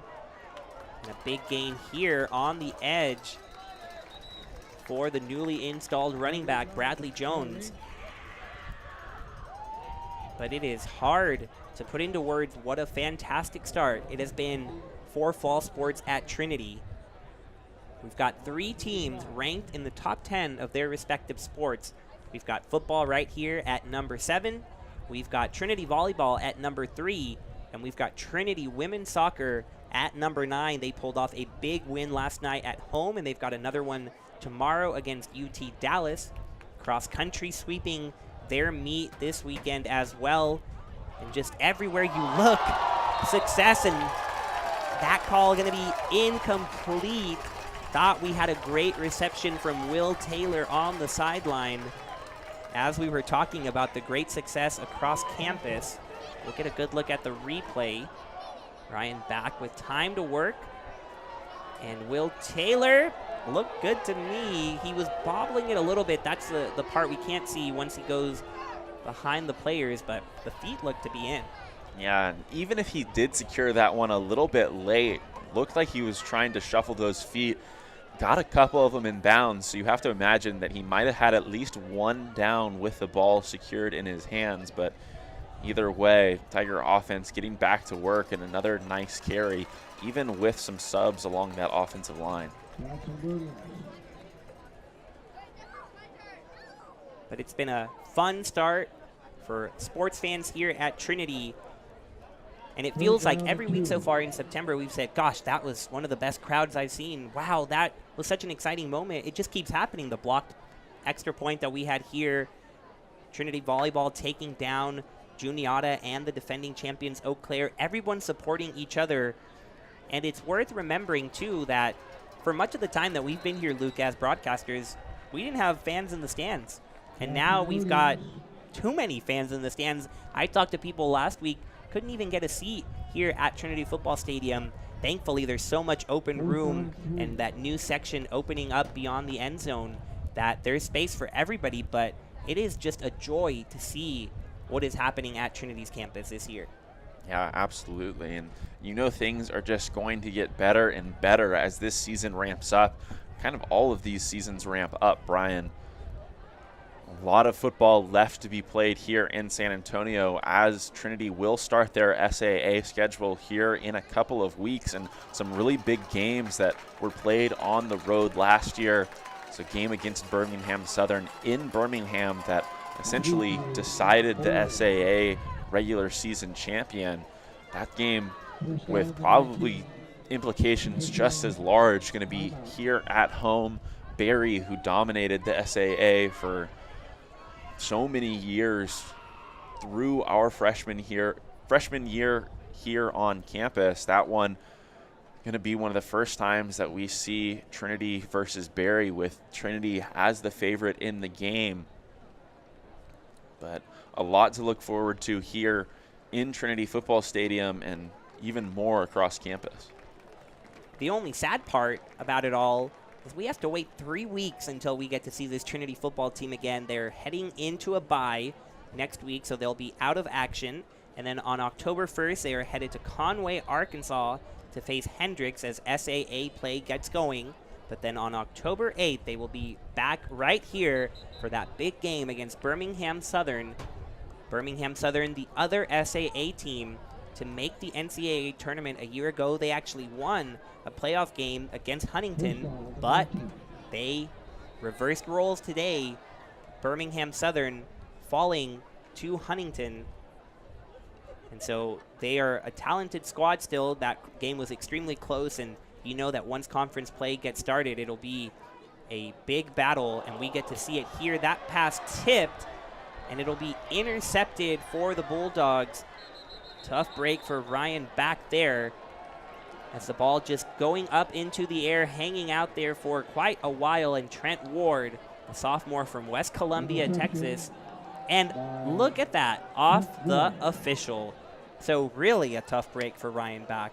Yeah, and it looked like he had an open man there in BJ Rainey, but the official not able to get out of the way. And as you mentioned, Brian, that one just hitting him in such a way that it hung up in the air after the fact.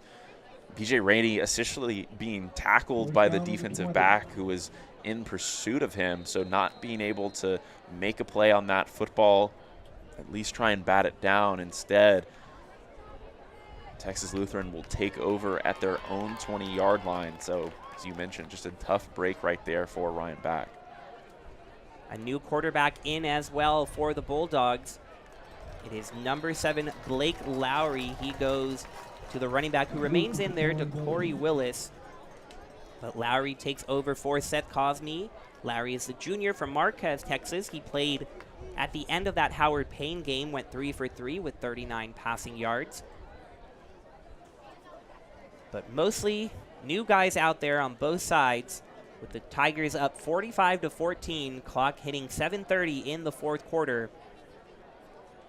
And Coach Neil LaHue, in his first year as head coach of Texas Lutheran, admitting that they're a work in progress, still work to do, but he's been happy with the work that his team has put in. And this is a coach that we talked about, high school football in Texas being a pretty big deal.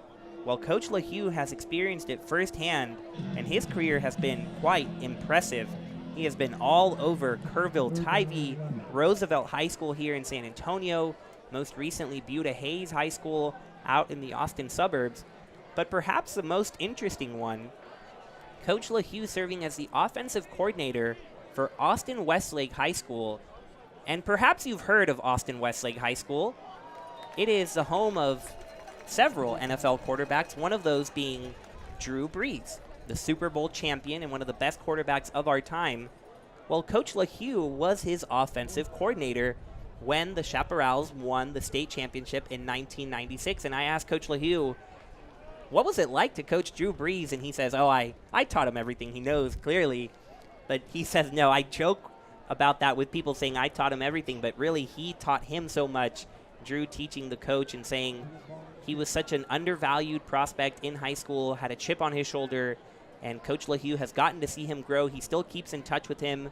And so this is a TLU program that is in some good hands in Coach LaHue. Clearly made it work with Drew Brees, and they're hoping in Seguin that he can make it work with this program. Yeah, and certainly has his work cut out for him in an ASC conference that has been really, really, really good.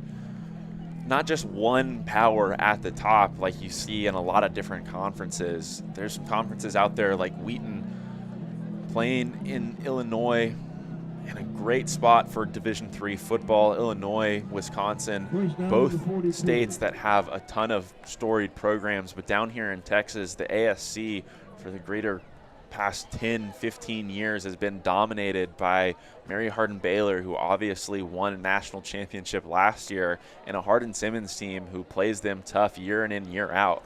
So Texas Lutheran with some really great competition. And years like this where you're in your first year at the helm of the program, just great opportunities, especially when you can schedule games outside of the conference against additional storied opponents, top 10 opponents like you have right here in Trinity. Just going to make your program better down the line. And for Trinity, big to pick up these early season victories in that ASC, already defeating Sol Ross, now handing it to Texas Lutheran, just giving a showcase of what they are doing within the state of Texas. And it is all positive right now for the Tigers as we see our third quarterback of the evening after Ryan Back got one possession and an unfortunate end with an interception off the referee. We have the first-year quarterback Des Thomas from Houston, Texas. The first time we've seen him, and in the little we've gotten to see of him in practice and in film, he looks like he is loaded with talent. This time he hands it off to the first-year running back, changing directions and getting a nice gain there is Jackson Williams. So the first year's getting some time to shine here in the fourth quarter. Yeah, Brian, one of the things that has to excite future Tiger fans, or Tiger fans for the future, about Des Thomas specifically, are the things that Coach Urban said about him, the physical tools that he possesses, but kind of the state or the position that he was in high school, not spending a whole lot of starting time as a quarterback, and when he was, not having all of the tools that you'd probably want around that position to be incredibly successful. But right here on his first night, in his first possession as a collegiate quarterback, he'll celebrate as he shows off those tools and finds his receiver that time, number 80 on the opposite side of the field. Will Taylor waltzes into the end zone after Thomas extends this play with his legs. The first-year connection there, Thomas to Taylor. And on the receiving end of that, Will Taylor, a name that has also stood out in a conversation with Austin Burtness, who is not out there today, but still a captain for this team. And when he heard the name Will Taylor, he said that is going to be a special talent.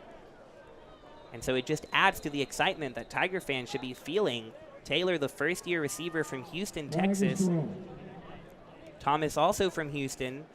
So the Space City providing us with some pretty good rocket ships over here. Oh, absolutely. And you think about it, you bring in guys that clearly have talent, just maybe weren't in the best scenario with their team as a whole. A guy like Des Thomas, who maybe didn't have the offensive line ahead of him that he needed. What kind of position are those guys in if everything around them is ideal, right? If it's a guy that can throw on time, can use all of his physical abilities, what level could he be playing at? But instead, I think you're thankful that he winds up here in San Antonio, especially after he makes a play like that, extending with his legs, showing off his arm, and it leads to a great play and some more points on the board for Trinity. 52 of those, 52 points on the board for the Trinity Tigers to TLU's 14. It has been an explosive effort in all 3 phases of the game for the Tigers. We've seen a kick return touchdown. We've seen a punt return touchdown. We've seen some rushing touchdowns. And then we see that great play here in the 4th quarter between the first years. Just so many positives to look at up and down this roster. We can't wait to continue bringing you Tiger football on Tiger Network. We've still got 3 big home games on the schedule. Pretty unique situation that we got 3 home games in a row to start the year. So now the Tigers will be off on the road for several weeks in the month of October. But as we talked about, Barry and BSC right here in San Antonio should be some pretty good matchups, to say the least, with the SAA on the line. And for TLU, they will head into American Southwest Conference play again. They started in conference play with that loss to Howard Payne a week ago. They will head back home to Seguin to face Sol Ross a week from today. And the Bulldogs, Luke, we see them a lot, like we said, across the SCAC. So do you think it's worth talking about why they're the Bulldogs, or do you think we should save it for another broadcast? You tell me. I think we might as well, Brian. It might be a little while before we see Texas Lutheran on campus here in San Antonio again. So don't want to miss the opportunity when it's presented to us. Never want to miss a mascot reveal opportunity. It is one of my favorite things. And you might think, okay, Bulldogs. Everyone's a Bulldog. There's so many Bulldogs, Georgia Bulldogs. I mean, you just look everywhere. But TLU has a story. Every team has a story. And TLU's story is that in 1926, the first football coach at TLU, John Derfler, said that he wanted his team to be strong and tenacious. And so he called them Bulldogs. And here we are in 2022, and we're seeing the Bulldogs. That simple. And it's stuck. And it works. It's short, it's concise, but it's good reasoning. I think, Brian, we're going to have to somewhat establish a rating system. This has become such a staple of these broadcasts across every sport, across a lot of different competition and opponents that come in here. We've had a lot of really good ones. I loved Wheaton's. I've loved Babson's. But how do they compare to each other? That's the next question, as we see another sack by this Trinity defensive line and another really nice celebration out there. One of the things, as we take a little bit of sidebar back to the game, that I think is worth noting, last year, this is a Trinity defensive line, as we mentioned, that looked different. But across 9 games, they sacked the opposing quarterback just 23 times on the year. Right now, with that last sack, Trinity hits 12 on the season through not even 3 games to this point. So a completely different defense, but has been incredibly successful early on here. The last sack came courtesy of Christopher Pruski, the linebacker from right here in San Antonio. The junior using his moment here in the 4th quarter to sack the quarterback, Blake Lowry. And the Bulldogs deciding to just punt it away on 4th and 17. But I can't let that comment go without a response. I fully and wholeheartedly agree. We need a ranking system, because not everybody is going to be the Wisconsin Eau Claire Blue Golds. Not that creative, but everyone has a story, and Tigers have a story too. That's when we have it told. We will tell it one day, but you have to keep tuning in to Tiger Network across platforms, across sports, and one day we will reveal why the Trinity Tigers are the Tigers. But I don't think it's tonight. I don't think so either. And we've set the precedent. I don't think we've ever had more than one mascot reveal in a single broadcast. So I don't see any reason to start here tonight, Brian. Agreed. Glad we're on the same page. We've shared the air enough to know where we're at, know where our minds are at, and I think we're good with just leaving it at the Bulldogs. I will say there is that need for a little bit of something extra. Think back to baseball season, of course, Jack Martinez's hat counter. We don't have that right now, and I think we're lacking.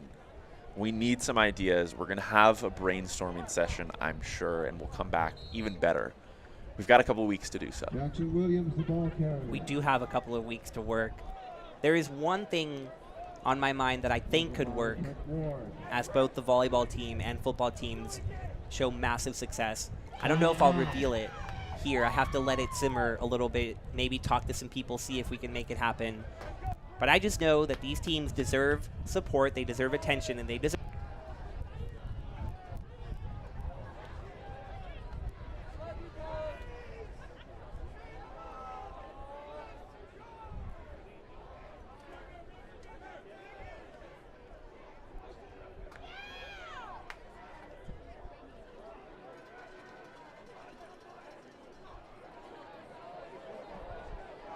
Jackson Williams.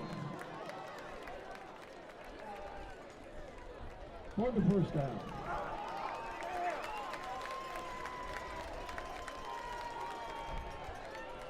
20-yard line.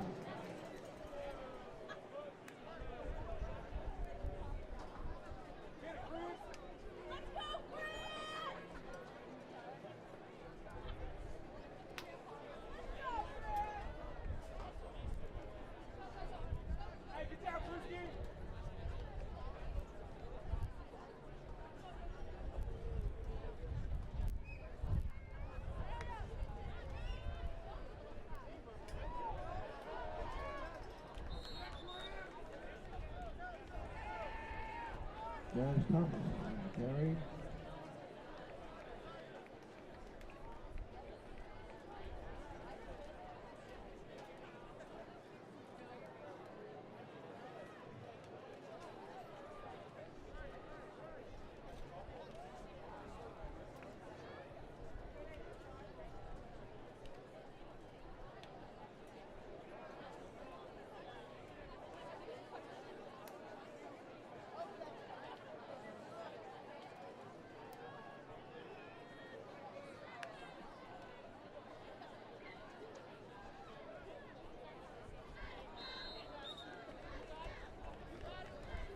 Bradley Jones. Final score, Trinity 52, Texas Lutheran 14.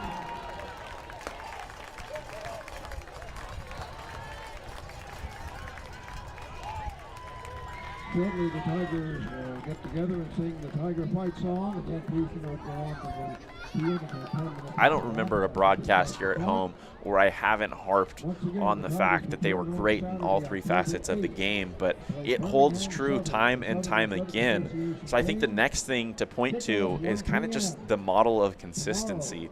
Even when this team has been down and it's taken that next man up mentality, they've come out strong and they've performed. Whether it's losing a guy like Austin Burtness as he continues to rehab an injury, or if it's the way that they continue throughout the course of a game, once they get up big, get some second strings in, get some subs in, all of the guys on this team understand and respect their job, and they go in every down with the intention of doing it to the best of their abilities.